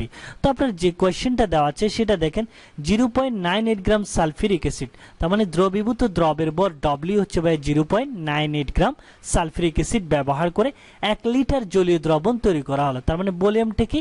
1 litre. তার মানে ভলিউমের এককটা কিসে আছে ভাই? লিটারে আছে। তো ভলিউমের এককটা লিটারে থাকলে দ্রবণের ঘনমাত্রা নির্ণয়ের ক্ষেত্রে আমি আপনাদেরকে এতক্ষণ ধরে বলছিলাম যে সূত্রটা হচ্ছে S is equal to W divided কি ভাই? MB। এই সূত্রটা অ্যাপ্লাই করবেন। তো আসেন এখন এই যে দ্রবীভূত যে মানগুলো দেওয়া আছে এগুলো আমি আপনাকে এখানে পাশে লিখে দিয়েছি। দ্রবীভূত দ্রবের ভর W এর মান দেওয়া হচ্ছে 0.98 গ্রাম সালফিউরিক অ্যাসিড। আর এই যে M মানে কি বলেন তো? Mass of molar. Mass of molar কার? সালফিউরিক অ্যাসিডের দ্রবণ তৈরি করা হচ্ছে। তার মানে মাস অফ মোলার আণবিক ভরটা কার হবে? Sulphuric acid. তো সালফিউরিক অ্যাসিডের আণবিক ভর কত? 98 গ্রাম। এটা আমাদের মুখস্থ আছে, মুখস্থ থাকলে শ্রেয়, কারণ আপনি সহজে বসে দিতে পারবেন। তার মানে মাস অফ মোলার M, সালফিউরিক অ্যাসিডের মাস অফ মোলার হচ্ছে 98, ভলিউম আছে হচ্ছে আমার 1 লিটার। ঠিক আছে, তো আসেন এখানে 0.98 নিচে হবে 98, ভাগ করলে হবে হচ্ছে আমার 0.01 কি মোলার। কি হবে ভাই? 0.01 মোলার দ্রবণটির কি ভাই? ঘনমাত্রা। আশা করি ভাই ডিসকাশনটা বুঝতে পেরেছেন। দ্যাটস ওয়াই আমার এই কোয়েশ্চেনের অ্যান্সার হবে কি? এই যে সি অপশনটা দেখেন 0.01 মোলার। তবে এখানে একটা জিনিস লক্ষণীয়, ডি অপশনেও তো 0.01 আছে, বাট ডি অপশনের এককটা দেখেন স্মল লেটারের লেখা, স্মল লেটারের M, M মানে কি ভাইয়া? মিটার। কিন্তু আমার দ্রবণের ঘনমাত্রার একক কি ভাইয়া? Molarity M। সেজন্য আমার অপশনের অ্যান্সার হবে কি অপশন ভাইয়া? সি অপশনটা 0.01 মোলার। আশা করি ভাই ডিসকাশনটা বুঝতে পেরেছেন। এই যে দেখেন বি এবং ডি অপশন এগুলো ইজিলি বাদ যাবে, কেননা বি এবং ডি অপশনের এককটা আছে মিটারে, কারণ দ্রবণের ঘনমাত্রার একক কখনোই মিটার হতে পারে না। আশা করি ভাই আপনি ডিসকাশনটা বুঝতে পেরেছেন। তবে আপনাকে যে জিনিসটা মাথায় রাখতে হবে, মোলারিটি ঘনমাত্রা নির্ণয়ের ক্ষেত্রে আপনি কোন সূত্র কখন অ্যাপ্লাই করবেন, এই জিনিসটা কিন্তু আমি আপনাদেরকে অনেকবার বলেছি। ওকে, আসেন ভাইয়া এখন আমরা 8 নম্বর কোয়েশ্চেনটা সলভ করব। 8 নম্বর কোয়েশ্চেনটা দেখেন ভাইয়া, আর্দ্র বাতাসের সংস্পর্শে ক্যালসিয়াম কার্বাইড নিম্নের কোন যৌগটি উৎপন্ন করে? নিচে আমাকে 4টা কম্পাউন্ড দেওয়া আছে। দেখেন আমাকে কোয়েশ্চেনটা করেছে ভাই, আর্দ্র বাতাসের সংস্পর্শে ক্যালসিয়াম কার্বাইডের বিক্রিয়ায় নিচের কোন যৌগটা তৈরি হবে? আর্দ্র বাতাস মিন্স কি? এখানে ভাই কি আছে? পানি আছে। তার মানে এই বিক্রিয়াটা হচ্ছে পানির সাথে ক্যালসিয়াম কার্বাইডের বিক্রিয়ায় কোনটা উৎপন্ন হবে সেটা আমাকে বের করতে হবে। তো আসেন ভাই আমি আপনাকে আজকে এই কোয়েশ্চেন সলিউশনে এমন একটা জিনিস শেখাবো, আপনি যদি এই বিক্রিয়কগুলা কি সেটা যদি জানেন, সেখান থেকে বিক্রিয়কগুলা জানা থাকলে আপনি উইদাউট কোনো নলেজ ছাড়া কি উৎপন্ন হবে সেটা কিন্তু ভাই ইজিলি বের করতে পারবেন। আসেন ভাইয়া কিভাবে এই জিনিসগুলো বের করবেন, আপনি জাস্ট বিক্রিয়কগুলা কি সেগুলো মাথায় রাখবেন, উৎপাদটা দেখবেন নিজে নিজেই তৈরি হয়ে যাবে। আসেন ভাই, তার মানে আমার এই কোয়েশ্চেনের অ্যান্সার বের করতে হবে পানির সাথে হচ্ছে আমার ক্যালসিয়াম কার্বাইডের কার্বাইডের বিক্রিয়া। তো আসেন পানির সাথে হচ্ছে আমার কিসের বিক্রিয়া, ক্যালসিয়াম কার্বাইড, সংকেতটা আমরা জানি CaC2। এখন এই ক্যালসিয়াম কার্বাইডটা নিয়ে যদি আপনি একটু অ্যানালাইসিস করেন, দেখেন গাঠনিক সংকেত কিভাবে লিখবেন এবং কিভাবে বিক্রিয়ক থেকে প্রোডাক্ট ইজিলি বের হয়। দেখেন এই ক্যালসিয়ামের যোজনী কত ভাই 2, অর্থাৎ ক্যালসিয়ামের কয়টা হাত, 2টা হাত। এখানে C2 মিন্স হচ্ছে আমার কার্বন কয়টা ভাই, 2টা। তার মানে আপনি 2টা কার্বন লিখেন, এই ক্যালসিয়ামের এই যোজনীতে একটা কার্বন ঢুকবে, এই যোজনীতে একটা কার্বন ঢুকবে। তার আবার আমরা জানি হচ্ছে ভাই কার্বনের যোজনী কত, 4, অর্থাৎ প্রত্যেকটা কার্বনের যোজনী আমাকে কত করতে হবে, এখানে 4 করতে হবে। তো প্রত্যেকটা কার্বনের যোজনী 4 করার জন্য এখানে কার্বন এবং কার্বনের মাঝখানে বন্ডটা আপনাকে কত দিতে হবে, ট্রিপল বন্ড। এখন আপনি হিসাব করবেন, এই কার্বন এদিকে 3টা বন্ড, এদিকে 3টা বন্ড, তার মানে কার্বন যোজনী 4 পূর্ণ হলো। এই কার্বন চিন্তা করেন, এদিকে ট্রিপল বন্ড, এদিকে একটা বন্ড। এই জন্য এই যে দেখেন ক্যালসিয়াম কার্বাইডের গাঠনিক সংখ্যাটা হচ্ছে এটা। খুব ইজিলি আপনি জিনিসগুলো লিখতে পারবেন। এখন আসেন এই ক্যালসিয়াম কার্বাইডের সাথে পানির বিক্রিয়া কি তৈরি হচ্ছে সেটা দেখেন, আরো ইজিলি বের হবে। পানি থেকে কি তৈরি হবে ভাই, H+ এবং কি ভাই OH-। এখন এখানে যে ঘটনাটা ঘটে সেটা হচ্ছে এই যে এখান থেকে ক্যালসিয়ামটা চলে যায়, এখান থেকে ক্যালসিয়ামটা কি হয়ে যায়, রিমুভ হয়ে যায়, মাইনাস হয়। এখন ক্যালসিয়াম রিমুভ হলে আপনার সংকেতটা কি থাকতেছে, C+C। এই কার্বনের একটা হাত ফাঁকা হয়ে যাবে, এই কার্বনের একটা হাত ফাঁকা হয়ে যাবে, ক্যালসিয়াম চলে যাবে। তার মানে এই দিকে কার্বনের একটা হাত ফাঁকা হচ্ছে, এদিকে কার্বনের একটা হাত কি হচ্ছে ভাই, ফাঁকা হচ্ছে। এখন এই যে ফাঁকা হাত ক্যালসিয়াম চলে যাওয়ার পরে এই যে কার্বনের 2টা হাত ফাঁকা হচ্ছে, এই 2টা ফাঁকা হতে পানির এখান থেকে একটা হাইড্রোজেন ঢুকবে, এখান থেকে একটা হাইড্রোজেন ঢুকবে। আশা করি ভাই বুঝতে পেরেছেন। প্লাস এরপর এই যে ক্যালসিয়ামটা চলে আসলো, এই ক্যালসিয়ামটা এখানকার OH এর সাথে বিক্রিয়া করবে। তাহলে OH এর সাথে বিক্রিয়া করে কি হবে, ক্যালসিয়াম হাইড্রোক্সাইড। কেন হাইড্রোক্সাইড হবে, OH এর যোজনী 1, ক্যালসিয়ামের যোজনী 2, এই জন্য ক্যালসিয়াম হাইড্রোক্সাইড হবে, CaOH2। তার মানে আমার আলটিমেটলি দেখেন ভাই ইজিলি আমরা বুঝতে পারতেছি প্রোডাক্টটা তৈরি হচ্ছে কি ভাই, CH3+CS, যেটা একটা কি কার্বন কার্বন ট্রিপল বন্ড যুক্ত কম্পাউন্ড। তো কার্বন কার্বন ট্রিপল বন্ড যুক্ত কম্পাউন্ড মানে এটা তৈরি হচ্ছে আমার অ্যালকাইন। কি তৈরি হলো ভাই, অ্যালকাইন, যেটার নাম হচ্ছে ইথাইন বা এসিটিলিন, ইথাইন বা এসিটিলিন। আশা করি ভাই আপনি ডিসকাশনটা বুঝতে পেরেছেন। এছাড়াও আপনি যখন অ্যালকাইন নিয়ে পড়াশোনা করেছিলেন আমাদের জৈব যৌগের চ্যাপ্টারে, তখন অ্যালকাইন বা এসিটিলিন তৈরির রিয়েকশন, অর্থাৎ অ্যালকাইনের বইয়ের প্রথম রিয়েকশনটাই ছিল এটা, পরীক্ষাগারে অ্যালকাইন কিভাবে প্রস্তুত করবেন এটার বিক্রিয়াটাই হচ্ছে এটা, ক্যালসিয়াম কার্বাইডের সাথে পানির বিক্রিয়ায় এই যে অ্যালকাইন প্রস্তুতি। আশা করি ভাই আপনি ডিসকাশনটা বুঝতে পেরেছেন। আপনি জাস্ট যদি সংকেতগুলো জানেন, জৈব যৌগের অনেক কিছু আপনি এই জিনিসগুলো, এই থিওরিগুলো অ্যাপ্লাই করে রাসায়নিক বিক্রিয়ার উৎপাদগুলো খুব ইজিলি বের করতে পারবেন। তো আশা করি ভাই ডিসকাশনটা বুঝতে পেরেছেন। তার মানে আমরা ইকুয়েশন অ্যান্সার কি পাচ্ছি, এই যে আর্দ্র বাতাসের সংস্পর্শে ক্যালসিয়াম কার্বাইড বিক্রিয়া করে আমার প্রোডাক্ট তৈরি হচ্ছে ভাই কি, ইথাইন। কি তৈরি হচ্ছে, এই যে দেখেন সি অপশনটা অ্যান্সার হবে ইথাইন। এগুলো আবার মিস্টেক করবেন, এটা হচ্ছে ইথেন, যেটা হচ্ছে অ্যালকেন, আর এটা হচ্ছে অ্যালকিন, এটা হচ্ছে অ্যালকেন, আর এটা হচ্ছে অ্যালকিন, আর এটা হচ্ছে অ্যালকাইন। নামগুলো দেখে বুঝতে পারবেন। এই যে ইথাইন, এই যে YNE থাকবে কার্বন কার্বন ট্রিপল বন্ডের ক্ষেত্রে, YNE থাকবে, আর কার্বন কার্বন ডাবল বন্ডের ক্ষেত্রে ENE থাকবে লাস্টে, আর ANE থাকবে হচ্ছে কার্বন কার্বন সিঙ্গেল বন্ডের। এই জিনিসগুলো মিস্টেক করবেন না। তার মানে আমার প্রোডাক্ট তৈরি হচ্ছে ইথাইন, যেটা একটা হচ্ছে কার্বন কার্বন ট্রিপল বন্ড। আশা করি ভাই ডিসকাশনটা বুঝতে পেরেছেন। আমি অ্যান্সার না, জাস্ট আপনি বিক্রিয়ার কলা কৌশল থেকে কিভাবে প্রোডাক্টটা তৈরি হচ্ছে এই জিনিসটাই বোঝালাম আপনাকে। ওকে আসেন ভাই, এখন আমরা 9 নম্বর কোয়েশ্চেনটা সলভ করব। 9 নম্বর কোয়েশ্চেনটা দেখেন, কোনটি অম্লীয় জলীয় দ্রবণ তৈরি করে। আমাকে নিচে দেখেন 4টা কম্পাউন্ড দেওয়া আছে, আমাকে কোয়েশ্চেনটা করা আছে নিচের কোনটা অম্লীয় জলীয় দ্রবণ তৈরি করবে।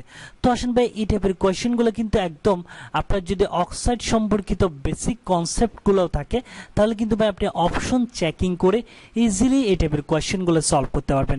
সেটা কিভাবে দেখেন, অক্সাইড সম্পর্কে যদি আপনার ন্যূনতম কোনো কনসেপ্ট থাকে সেটা অ্যাপ্লাই করে আপনি অপশন চেকিং করে অ্যান্সার করতে পারবেন। যেমন দেখেন এই জিনিসটা কিন্তু আমরা সবাই জানি, ধাতুর অক্সাইড সমূহ কি ক্ষারীয়, ধাতুর অক্সাইড কি ক্ষারীয়, আর এই যে এটাও জানি আমরা অধাতুর অক্সাইড সমূহ কি অম্লীয়। আপনার যদি সিম্পল এই জিনিসটাও মনে থাকে, ধাতুর অক্সাইড ক্ষারীয়, অধাতুর অক্সাইড কি অম্লীয়, এই জিনিসটাও যদি মনে থাকে তাহলে দেখেন ভাই আপনি অপশন চেকিং করে ইজিলি এই জিনিসগুলো সলভ করতে পারবেন। তো আমি আপনাকে কি বললাম ভাইয়া, ধাতুর অক্সাইড হচ্ছে কি ক্ষারীয়, ধাতুর অক্সাইড কি ক্ষারীয়, একটু খেয়াল করেন।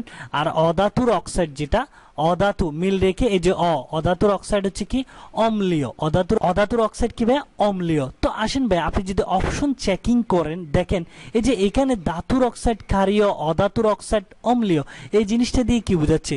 এই যে ক্ষারীয় জলীয় দ্রবণ তৈরি করবে হচ্ছে ধাতুর অক্সাইড সমূহ, আর অধাতুর অক্সাইড অম্লীয়, এই জিনিসটা দিয়ে কি বোঝাচ্ছে? এই যে অম্লীয় জলীয় দ্রবণ তৈরি করবে হচ্ছে অধাতুর অক্সাইড সমূহ। আশা করি ভাই বুঝতে পেরেছেন। তো আপনি যদি অপশনগুলো চেকিং করেন, এ অপশনে যেটা আছে সোডিয়াম, বি অপশনে যেটা আছে জিঙ্ক, সি অপশনে যেটা আছে অ্যালুমিনিয়াম, এই তিনোটাই কিন্তু ভাই ধাতুর অক্সাইড, কারণ সোডিয়াম, জিঙ্ক, অ্যালুমিনিয়াম এই তিনোটাই ধাতু।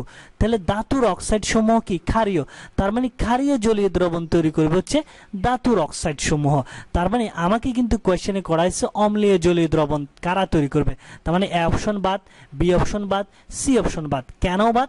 কারণ এই এ বি সি অপশনে যতগুলো অক্সাইড আছে সবগুলা ধাতুর অক্সাইড, আর এই ধাতুর অক্সাইডগুলো তৈরি করবে হচ্ছে ক্ষারীয় জলীয় দ্রবণ।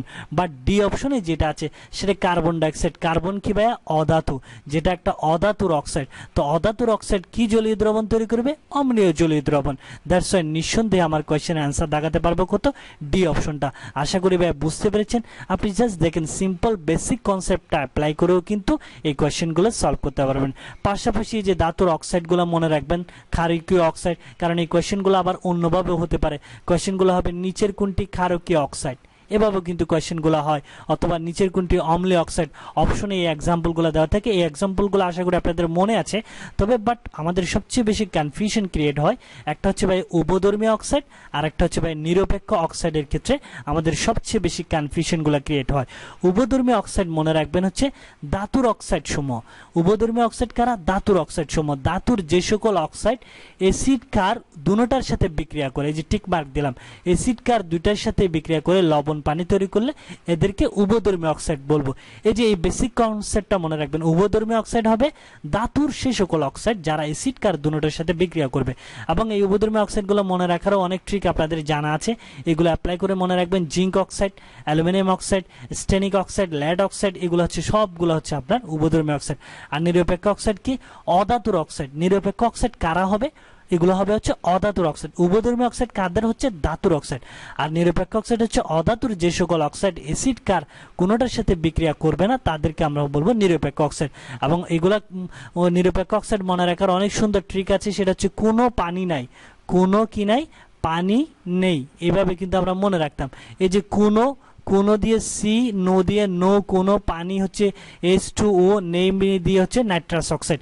এভাবে জিনিসগুলো অনেকেই মনে রাখেন, অনেক চমৎকার ট্রিক। এভাবে মনে রাখতে পারলে সবচেয়ে বেটার। তবে আমি জিনিসগুলো বুঝাতে চাচ্ছি, আপনি বেসিক কনসেপ্টগুলো মনে রাখবেন। উভধর্মী অক্সাইড কারা? ধাতুর অক্সাইডগুলো হচ্ছে উভধর্মী অক্সাইড। এবং ধাতুর কারা? যারা অ্যাসিড কার দুটার সাথে বিক্রিয়া করবে। আর নিরপেক্ষ অক্সাইড কারা হবে? অধাতুর অক্সাইডগুলো নিরপেক্ষ অক্সাইড হবে।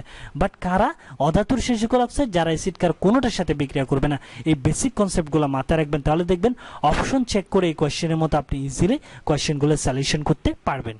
ওকে, আসেন ভাই এখন আমরা 10 নম্বর কোয়েশ্চেনটা সলভ করব। 10 নম্বর কোয়েশ্চেনটা দেখেন, নাইট্রেট অ্যানায়নে কতটি ইলেকট্রন রয়েছে? কোয়েশ্চেনটা দেখেন ভাই, নাইট্রেট অ্যানায়নে কতটি ইলেকট্রন রয়েছে। এই কোয়েশ্চেনটা কিন্তু ভাই দেখেন একদম বেসিক লেভেল থেকে করা কোয়েশ্চেন। আমরা কিন্তু সবাই এই কোয়েশ্চেনের সলিউশনটা পারবো। তবে আমি আপনাকে এখানে একটা কনফিউশন দূর করে দিব, সেটা হচ্ছে নাইট্রেট এবং নাইট্রাইট এই দুইটা জিনিসের যে সংকেত, এটা নিয়ে কিন্তু আমরা অনেকেই কনফিউশনে পড়ি। আমি জাস্ট সিম্পলি আপনাকে এই কনফিউশনটা দূর করে দিব, কারণ আমরা ইলেকট্রন সংখ্যা বের করা কিন্তু সবাই জানি। তবে এই সংকেত দুইটা নিয়ে আমাদের কনফিউশন ক্রিয়েট হয় যে নাইট্রেট আয়ন কোনটা আর নাইট্রাইট আয়ন কোনটা। এখানে মনে রাখবেন, দেখেন একটা জিনিস খেয়াল করেন, এই যে নাইট্রেট এবং নাইট্রাইট দেখেন কোনটা বড়? এই যে নাইট্রেট কিন্তু অনেক বড়, অর্থাৎ নাইট্রেট লিখতে যতগুলো ওয়ার্ড লাগবে আপনি যখন বাংলায় নাইট্রেট লিখবেন তার চেয়ে বেশি বড় ওয়ার্ড, বেশি বড় দেখাচ্ছে। কারণ নাইট্রেট সেন্টেন্সটা বড়, নাইট্রেট সেন্টেন্সটা কি ছোট, কারণ এখানে ওয়ার্ড আছে 4টা আর এখানে ওয়ার্ড আছে কয়টা? 2, 4, 5টা, অর্থাৎ একটা ওয়ার্ড নাইট্রাইটে বেশি। তো যেই আয়নে যেটা লিখতে বেশি সেখানে কিন্তু আপনার কম আয়ন, মনে রাখবেন NO2, এই যে 2। আর যেটা লিখতে কম ওয়ার্ড লাগতেছে সেখানে কিন্তু বেশি, NO3-। এভাবে আপনি ট্রিকটা চিন্তা করবেন। নাইট্রেট লিখতে আপনার কম ওয়ার্ড, সেজন্য কম ওয়ার্ডে বেশি সংকেত, আর যেটা লিখতে বেশি ওয়ার্ড সেখানে কম সংকেত NO2 মাইনাস। আশা করি ভাই আপনি যদি এই জিনিসটা থিঙ্কিং করতে পারেন তাহলে আপনার নাইট্রেট আয়ন কোনটা নাইট্রাইট আয়ন কোনটা এই জিনিসটা নিয়ে আর কনফিউশন হবে না। আমি আবারও বলতেছি, নাইট্রাইট লিখতে কিন্তু বেশি ওয়াট লাগতেছে, যেটা লিখতে বেশি ওয়াট লাগবে সেখানে সংকেতে কম, এই যে NO2 2 কি কম, আর যেটা লিখতে কম ওয়াট লাগতেছে সেটার সংকেতটা বড়, এই যে NO3। আশা করি ভাই বুঝতে পেরেছেন। এখন দেখেন আপনাকে কোয়েশ্চেনে কিসের কোন আয়নের ইলেকট্রন বের করতে বলেছে, নাইট্রাইট অ্যানায়ন। তার মানে নাইট্রাইট অ্যানায়ন মানে কি, নাইট্রেট অ্যানায়ন মানে হচ্ছে আমার NO3 মাইনাস, NO2 মাইনাস নয়, কিন্তু এই জিনিসটা আমি ক্লিয়ার করে দিলাম। তাহলে NO3 মাইনাস আয়নের ইলেকট্রন সংখ্যা কিভাবে বের করবেন, ইলেকট্রন সংখ্যা বের করে তো আমরা সবাই জানি, ইলেকট্রন সংখ্যা বের করবেন কি দিয়ে ভাইয়া, প্রোটন সংখ্যা ইউজ করে কিন্তু আপনি ইলেকট্রন সংখ্যা বের করবেন। তো নাইট্রোজেনের প্রোটন সংখ্যা কত ভাইয়া, 7 প্লাস, পাশাপাশি হলে প্লাস, অক্সিজেন কত 8, 8 ইন্টু কত 3, আর মাইনাস থাকলে দুজনের এটা সমানের এই পাশে আমরা কি লিখবো -1। এগুলো তো আমরা জানি, এগুলো আর বললাম না আমি। 7 প্লাস 3 এটা কত 24, -1টা এই পাশে ঢুকালে +1, 0 24 একে 25, 25 এর সাথে কত ভাই 7 5 12 32। আশা করি বুঝতে পেরেছেন ভাই। তার মানে আমার নাইট্রেট অ্যানায়নে ইলেকট্রন সংখ্যা হচ্ছে কয়টা ভাই, 32টা। অনেকেই কিন্তু এই সংকেতটা দিয়ে বের করলে হবে না, এটা হচ্ছে নাইট্রাইট অ্যানায়ন, এটা হচ্ছে নাইট্রাইট অ্যানায়ন, আর এটা হচ্ছে অনলি নাইট্রেট। ওয়ার্ড উচ্চারণ করতেও কিন্তু আপনি বুঝে যাবেন, নাইট্রেট উচ্চারণ করতে কিন্তু ছোট, তাহলে ছোট যে জায়গায় সেক্ষেত্রে সংকেতে বড় হবে NO3, আর নাইট্রাইট উচ্চারণ করতে কিন্তু বড়, বড় যে জায়গায় সেক্ষেত্রে সংকেতে কি হবে ভাই, ছোট হবে। এভাবেও কিন্তু থিঙ্কিং করতে পারেন, যেভাবে আপনার সুবিধা হয়। তো মিস আমার এই কোয়েশ্চেনের অ্যান্সার কি দাঁড়াচ্ছে, নাইট্রেট অ্যানায়নে আমার ইলেকট্রন সংখ্যা দাঁড়াচ্ছে কত ভাই, 32। ওকে, আসেন ভাই এখন আমরা 11 নম্বর কোয়েশ্চেনটা সলভ করব। 11 নম্বর কোয়েশ্চেনটা দেখেন, আপনাকে অনেক বড় একটা কম্পাউন্ড দেওয়া আছে, CH3 bond CH2H5 bond CH2 bond CHBr bond CHCl bond CH3। আমাকে কোয়েশ্চেনটা বলছে এই যৌগটার আইইউপ্যাক নাম নিচের কোনটা হবে।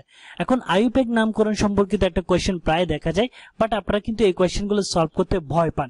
বাট এই কোয়েশ্চেনগুলো কিন্তু খুব সহজেই ভাইয়া অপশন চেকিং করে অ্যান্সার দেওয়া যায়, খুব সহজেই কিন্তু ভাই আপনি অপশন চেক করে এগুলো অ্যান্সার করতে পারবেন। কিভাবে অপশন চেকগুলো করবেন দেখেন, এই যে ট্রিকগুলো দেখেন, এই ট্রিকগুলো মাথায় রাখবেন, দেখবেন খুব ইজিলি অপশন চেক করে অ্যান্সার বের করতে পারবেন। ফার্স্ট আপনি যেটা চেক করবেন সেটা হচ্ছে লংগেস্ট কন্টিনিউয়াস কার্বন চেইন, অর্থাৎ লংগেস্ট কন্টিনিউয়াস কার্বন চেইনটা এট ফার্স্ট চেক করবেন।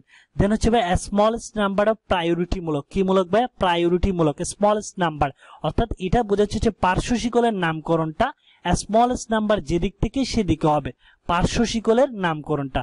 দেন প্রায়োরিটি লিস্ট আমরা সবাই জানি, সবচেয়ে নামকরণের ক্ষেত্রে প্রাধান্য হচ্ছে অ্যাসিড মূলক, দেন অ্যালডিহাইড, দেন কিটোন, দেন ওয়েচ মূলক অ্যালকোহল, দেন কার্বন কার্বন ট্রিপল বন্ড, দেন কার্বন কার্বন ডাবল বন্ড, দেন হচ্ছে হেলুজেন, দেন হচ্ছে অ্যালকাইল মূলক।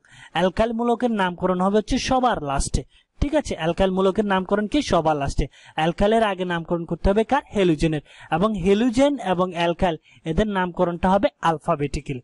এখন আসেন এই জিনিসগুলো আমরা চেক করব। তো আমাকে যে সংকেতটা দেওয়া আছে এই সংকেতটা দেখেন আমি একটু সাজিয়ে লিখেছি।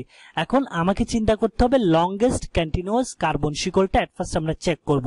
এখন লংগেস্ট কন্টিনিউয়াস কার্বন চেইন কোন দিক থেকে হবে, দেখেন এই পাশে যদি কাউন্ট করেন 1 2 3 4 5 কত 6, এই দিক থেকে এই পাশে যদি যান সোজা, ঠিক আছে। আবার যদি আপনি এই পাশ থেকে আসেন, এটা কি হচ্ছে 1 2, এটা হবে 3, এটা হবে 4, এটা হবে 5, এটা হবে কত 6, এটা হবে 7। তারপর আপনি লংগেস্ট কন্টিনিউয়াস কার্বন শিকল কোন দিক থেকে পাচ্ছেন, এই যে এই পাশ থেকে, এই যে এই পাশটাই হচ্ছে আমার লংগেস্ট কন্টিনিউয়াস কার্বন চেইন। তার মানে আমরা লংগেস্ট কন্টিনিউয়াস কার্বন চেইন হিসাব করব হচ্ছে কোন দিক থেকে কোন দিকে, বুঝতে পারছেন তো, এই যে এই পাশ থেকে, এই যে এই পাশ থেকে এই পাশটাই হচ্ছে আমার লংগেস্ট কন্টিনিউয়াস কি চেইন, কার্বন চেইন। এখন আসেন তাহলে লংগেস্ট কন্টিনিউয়াস কার্বন চেইন আপনি কয়টা পাচ্ছেন, 7টা কার্বন পাচ্ছেন। এখন 7টা কার্বনের নাম কি বলেন তো ভাই, হ্যাফটেন। 7টা কার্বনের নাম কি ভাই, হ্যাফটেন, কারণ সবগুলো কার্বন কার্বন কি বন্ধন, একক বন্ধন। এখন 7টা কার্বনের নাম হচ্ছে কি ভাই, হ্যাফটেন। তার মানে আমার মেইন নামকরণের লাস্টে থাকবে হচ্ছে কি ভাই, হ্যাফটেন। এখন এই জিনিসটা অপশন চেক করেন, আপনি অপশনগুলো যদি চেক করেন দেখেন এ অপশন এবং কি সি অপশনে যে দুইটা আছে দুইটাই কি হ্যাক্সেন। তার মানে এগুলো আমার এ সি অপশন কখনোই অ্যান্সার হবে না। হ্যাপটেন আছে কোন দুইটা দেখেন, বি এবং ডি অপশনে এই যে হ্যাপটেনটা আছে। এখন এই হ্যাপটেনের এই দুইটা নামকরণ থেকে কোন নামকরণটা সঠিক হবে সেটা আসেন, সেটা আবার আপনি পার্শ্ব শিকলের নামকরণ থেকে বুঝে যাবেন। এরপর আসেন ভাই, আপনাকে যেটা বুঝতে হবে সেটা হচ্ছে পার্শ্ব শিকলের নামকরণ। এখন আপনি যখন এই পাশ থেকে এই পাশে যাচ্ছেন 1 2, অর্থাৎ পার্শ্ব শিকল নামকরণ কি বাম পাশ থেকে ডান পাশে করবেন না ডান পাশ থেকে বাম পাশে করবেন? এটার ট্রিকটা দেখেন, 1 2 3 4 5 6 কত 7। এখন এই পাশ থেকে অর্থাৎ বাম পাশ থেকে যখন ডান পাশের দিকে যাচ্ছেন তখন পার্শ্ব শিকল একটা হচ্ছে 3 নাম্বার কার্বনে, কয় নাম্বার কার্বনে? 3 নাম্বার কার্বনে। আরেকটা পার্শ্ব শিকল দেখেন 5 নাম্বার কার্বনে ব্রোমিন, আরেকটা পার্শ্ব শিকল দেখেন 6 নাম্বার কার্বনে। এখন এই নাম্বারগুলো যোগ করেন, একটা পার্শ্ব শিকল 3 নাম্বার কার্বনে, আরেকটা পার্শ্ব শিকল 5 নাম্বার কার্বনে, আরেকটা পার্শ্ব শিকল 6 নাম্বার কার্বনে। তার মানে টোটাল নাম্বারটা হচ্ছে 5 এ 3 এ 8, 8 আর 6 কত 14। এখন আসেন ভাই, এখন যদি আপনি রিভার্স চিন্তা করেন অর্থাৎ ডান পাশ থেকে বাম পাশে আসেন, সেই ক্ষেত্রে কি হচ্ছে দেখেন, ডান পাশ থেকে যখন আপনি ডান পাশ থেকে যখন বাম পাশে আসবেন অর্থাৎ সেক্ষেত্রে হবে এটা হবে 1, এটা হবে 2, এটা হবে 3, এটা হবে 4, এটা হবে 5, এটা হবে 6, এটা হবে কত 7।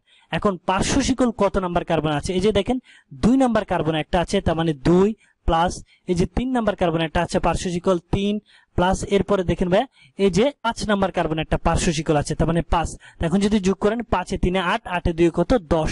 তার মানে আপনি পার্শ্ব শিকলের নামকরণের ক্ষেত্রে যখন বাম থেকে ডানে যাচ্ছেন তখন নাম্বারিংটা পাচ্ছেন টোটাল 14 পার্শ্ব শিকলে, আর যখন আপনি এই যে ডান থেকে বামে যাচ্ছেন তখন নাম্বারিংটা পাচ্ছেন 10। তার মানে স্মলেস্ট নাম্বার আপনি কোন দিক থেকে পাচ্ছেন? যখন এই যে ডান থেকে বামে যাচ্ছেন তখন ভাই আপনি স্মলেস্ট নাম্বারটা পাচ্ছেন। তার মানে আমার এখন নামকরণটা হবে এই যে এদিক থেকে, ডান দিক থেকে বাম দিক থেকে। আশা করি বুঝতে পেরেছেন। এখন আসেন, এখন নামকরণের ক্ষেত্রে দেখেন পার্শ্ব শিকলে আছে হচ্ছে এই যে হেলুজেন এবং এই যে এখানে আছে হচ্ছে একটা অ্যালকাইল মূলক। আমরা কিন্তু ডান পাশ থেকে বাম পাশে নামকরণ করব। তো এখন নামকরণের ক্ষেত্রে কিন্তু অ্যালকাইল মূলকের আগে হেলুজেনের নামকরণ হবে। এখন হেলুজেনের নামকরণ এবং অ্যালকাইল মূলকের নামকরণ এগুলো হবে হচ্ছে ভাই আলফাবেটিক্যালি। কি খেলবে? আলফাবেটিক্যালি। এখন আলফাবেটিক্যালি আগে হেলুজেনের নামকরণ হবে। তো হেলুজেন আছে দুইটা, একটা ব্রোমিন একটা ক্লোরিন। এখন কার নামকরণ আগে হবে? দেখেন ব্রোমিন লিখতে প্রথমে বি, ক্লোরিন লিখতে হচ্ছে সি। তার মানে আগে নামকরণটা হবে হচ্ছে আলফাবেটিক্যালি যার আগে তার নামকরণটা আগে হবে। তার মানে আগে নামকরণটা হবে ব্রোমিনের, কারণ আলফাবেটিক্যালি ক্লোরিন হচ্ছে সি, ব্রোমিন হচ্ছে বি, অর্থাৎ বি আগে হওয়ায় ব্রোমিনের নামটা আগে হবে। তো ব্রোমিনের নামটা কি হবে? দেখেন ব্রোমিনটা কয় নাম্বার কার্বন আছে? 3 নাম্বার কার্বনে। তার মানে নামকরণটা হবে 3 ব্রোমো। কি হবে ভাই? 3 ব্রোমো। দেন হচ্ছে ক্লোরিনের নামকরণ 2 ক্লোরো, দেন কি 2 ক্লোরো। এরপর হচ্ছে এই যে মিথাইল মূলকের নামকরণ, এই যে 5 মিথাইল, তারপরে কি হবে ভাই? এই যে হ্যাফটেন, 5 মিথাইল হ্যাফটেন। তারপরে নামকরণে আগে হচ্ছে ব্রোমিন, দেন ক্লোরিন, দেন এই মিথাইল মূলকটা।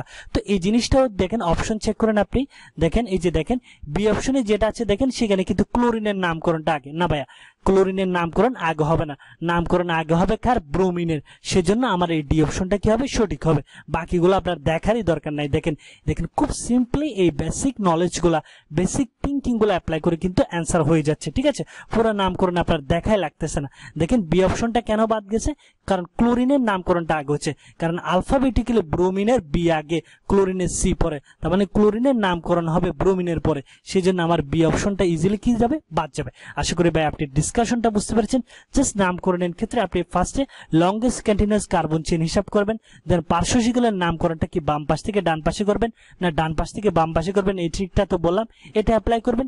দেন কার নামকরণ আগে হচ্ছে সেই জিনিসটা চেক করে অপশনে ইজিলি অ্যান্সার বের করতে পারবেন। ওকে আসেন ভাই, এখন আমরা 12 নম্বর কোয়েশ্চেনটা সলভ করব। 12 নম্বর কোয়েশ্চেনটা দেখেন 10.50 মিলিলিটার 10.50 মিলিলিটার তরল পরিমাপ করতে নিম্নের কোনটির ব্যবহার যথার্থ?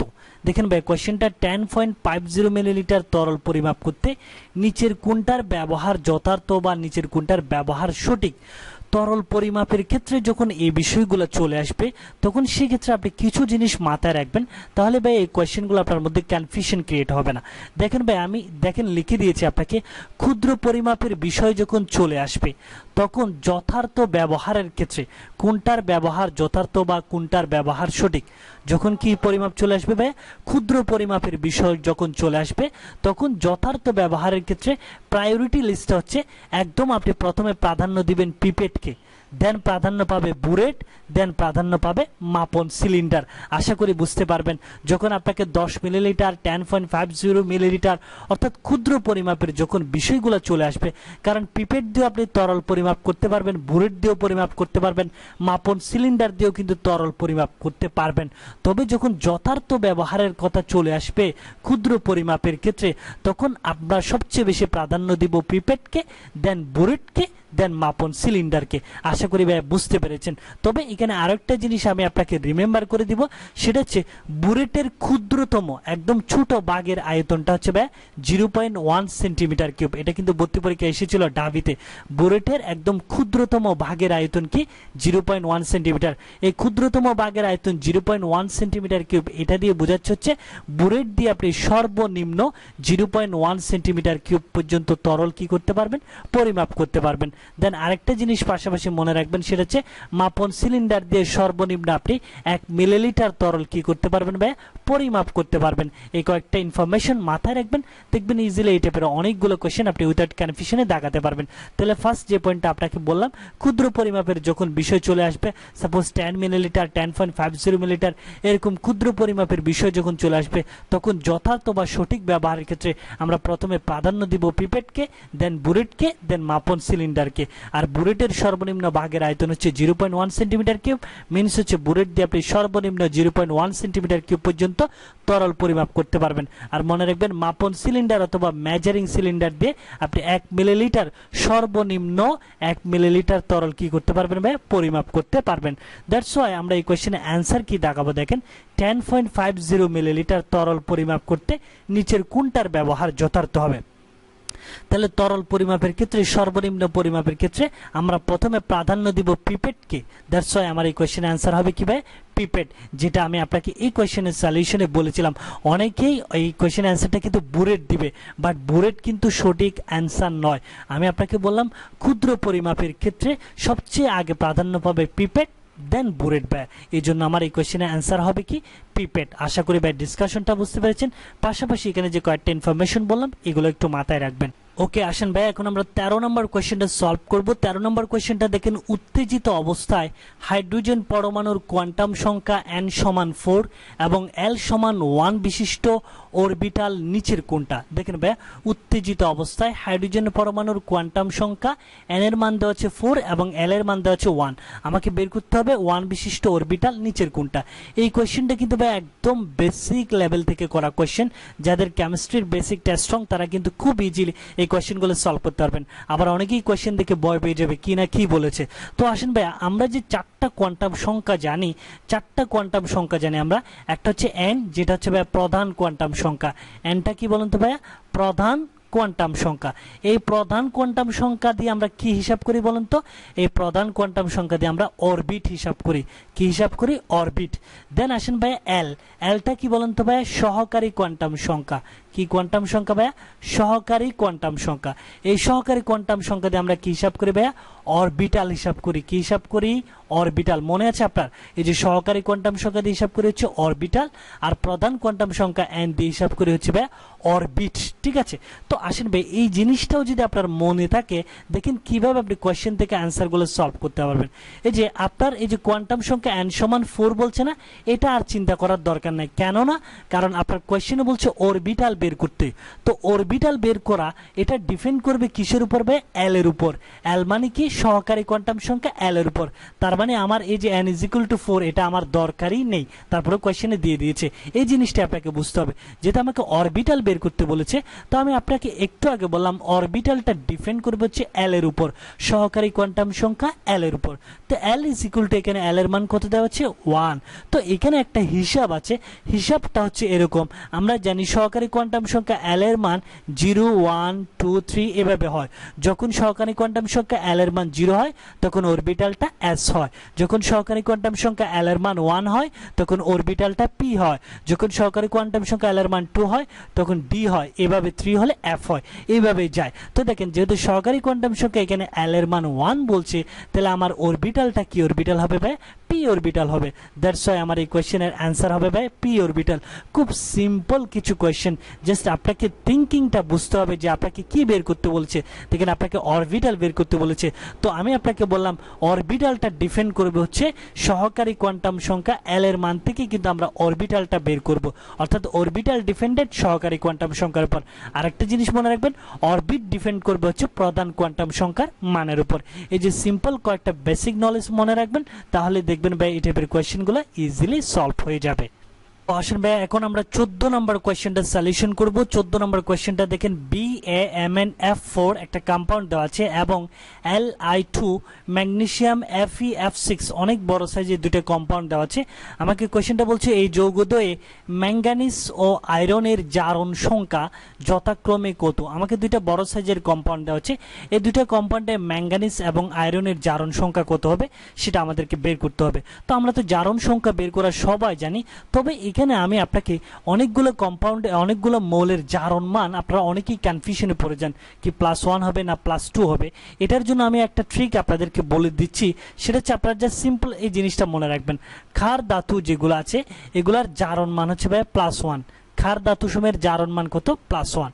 আর যেগুলো মৃৎক্ষার ধাতু আছে, যেগুলো কি ভাই মৃৎক্ষার ধাতু আছে, এগুলার জারণ মান হচ্ছে ভাই +2। আপনি সিম্পলি এই জিনিসগুলো মাথায় রাখবেন, তাহলেই দেখবেন এই টাইপের বড় বড় যত বড়ই কম্পাউন্ড দেখ না কেন আপনি ইজিলি কিন্তু এই যে জারণ মানগুলো বের করতে পারবেন। আর আমরা ক্ষার ধাতু এবং মৃৎক্ষার ধাতু সমূহের নাম তো জানি, এবং ক্ষার ধাতু সমূহ মনে রাখার টেকনিক কিন্তু আমরা অনেকেই শিখেছিলাম। লিনাকে রুবি সেচে পেলেছে, lithium, sodium, potassium, rubidium, caesium, francium মনে রাখতাম হচ্ছে কি লিনাকে রুবি ছেঁচে ফেলেছে। আপনারা হয়তো আরো অনেক সুন্দর সুন্দর ট্রিক দিয়ে ক্ষার ধাতু মৃৎক্ষার ধাতু মনে রাখেছেন। তো আপনাকে আমি যেটা বোঝাতে চাচ্ছি সেটা হচ্ছে ক্ষার ধাতুর জারণ মান মনে রাখবেন +1, আর যেগুলো মৃৎক্ষার ধাতু এগুলোর জারণ মান হচ্ছে +2। তো আসেন এখানে ফার্স্ট যে কম্পাউন্ড, এখানে আমরা ম্যাঙ্গানিজের জারণ মানটা বের করব। কার ভাইয়া? ম্যাঙ্গানিজের। এই যে বেরিয়াম, এটা কি ক্ষার ধাতু না মৃৎক্ষার ধাতু? বেরিয়াম হচ্ছে একটা মৃৎক্ষার ধাতু। বেরিয়াম হচ্ছে কি ভাই? একটা মৃৎক্ষার ধাতু। তো মৃৎক্ষার ধাতুর জারণ মান কত হবে ভাই? +2। তার মানে বেরিয়াম +2, ম্যাঙ্গানিজ বের করব x, আর ফ্লোরিন কত? -1। ঠিক আছে, ইনটু কত ভাই? 4 ইজিক্যাল টু কত? 0। আপনি যদি কাজ করেন +2 + x এদিকে -4 ইজিক্যাল টু 0, লাস্ট পর্যায়ে পাবেন x ইজিক্যাল টু +2। তার মানে এই কম্পাউন্ডে ম্যাঙ্গানিজের জারণ মান কত? +2। এরপর আসেন Li2 Mg(Fe(F6). এই যে লিথিয়াম, এটা কি ক্ষার ধাতু না মৃৎক্ষার ধাতু? লিথিয়াম হচ্ছে ভাই ক্ষার ধাতু। তাহলে ক্ষার ধাতুর ক্ষেত্রে জারণ মান কত? +1 ইনটু কত? 2, প্লাস ম্যাগনেসিয়াম কি একটা মৃৎক্ষার ধাতু, ম্যাগনেসিয়ামের মৃৎক্ষার ধাতু, এই জন্য জারণ মান +2। আয়রনেরটা বের করবো, এখানে আয়রন x আর প্লাস ফ্লোরিন ইনটু ফ্লোরিন কত? -1 ইনটু 6 ইজ ইকুয়াল টু কত? 0। দেন আসেন বের করেন, তাহলে এটা হচ্ছে আপনার কত? 2 + 2 + x - 6 ইজ ইকুয়াল টু কত? 0। এখানে 4, তার মানে আমার দাঁড়াবে x - 2 ইজ ইকুয়াল টু কত? 0। দ্যাট মিন্স আমার x ইজ ইকুয়াল টু হচ্ছে কত ভাই? +2। তার মানে এই ক্ষেত্রে আয়রনের জারণ মান কত? +2। তার মানে এই কম্পাউন্ডে ম্যাঙ্গানিজের জারণ মানও +2, এই কম্পাউন্ডে আয়রনের জারণ মান কত? +2। তার মানে দুইটাই কত? +2। আশা করি ভাই ডিসকাশনটা বুঝতে পেরেছেন। তবে আমি আপনাকে যে ট্রিকটা বললাম, ক্ষার ধাতু যতগুলো ক্ষার ধাতু আছে সবগুলোর জারণ মান +1 ইউজ করবেন, আর যতগুলো মৃৎক্ষার ধাতু আছে সবগুলো জারণ মান +2 ইউজ করে খুব ইজিলি যত বড় কম্পাউন্ডই দেওয়া থাক না কেন আপনি ইজিলি ভাই জারণ মান বা জারণ সংখ্যা বের করতে পারবেন। দ্যাটস আমার এই কোয়েশ্চেন অ্যান্সার কত হবে? দুইটাই +2। ওকে আসেন ভাই এই ভিডিওর সর্বশেষ কোয়েশ্চেন, লাস্ট কোয়েশ্চেন 15 নম্বর কোয়েশ্চেনটা আমরা সলভ করব এখন। কোয়েশ্চেনটা দেখেন ভাই, নিম্নের কোন পরীক্ষাটি সালফিউরিক অ্যাসিড ও নাইট্রিক অ্যাসিডের মধ্যে পার্থক্য করতে ব্যবহার করা হয়? নিচের কোন পরীক্ষাটা সালফিউরিক অ্যাসিড এবং নাইট্রিক অ্যাসিডের মধ্যে পার্থক্য করতে কি করা হয় ভাই? ব্যবহার করা হয়। অ্যাকচুয়ালি এই টাইপের কোয়েশ্চেনগুলো কিন্তু একদম মুখস্থ টাইপের কোয়েশ্চেন। তো মনে রাখবেন ভাই, সালফিউরিক অ্যাসিড এবং নাইট্রিক অ্যাসিড দ্রবণের মধ্যে পার্থক্য করার জন্য আমরা বেরিয়াম নাইট্রেট দ্রবণ যোগ করি। কি করি ভাই?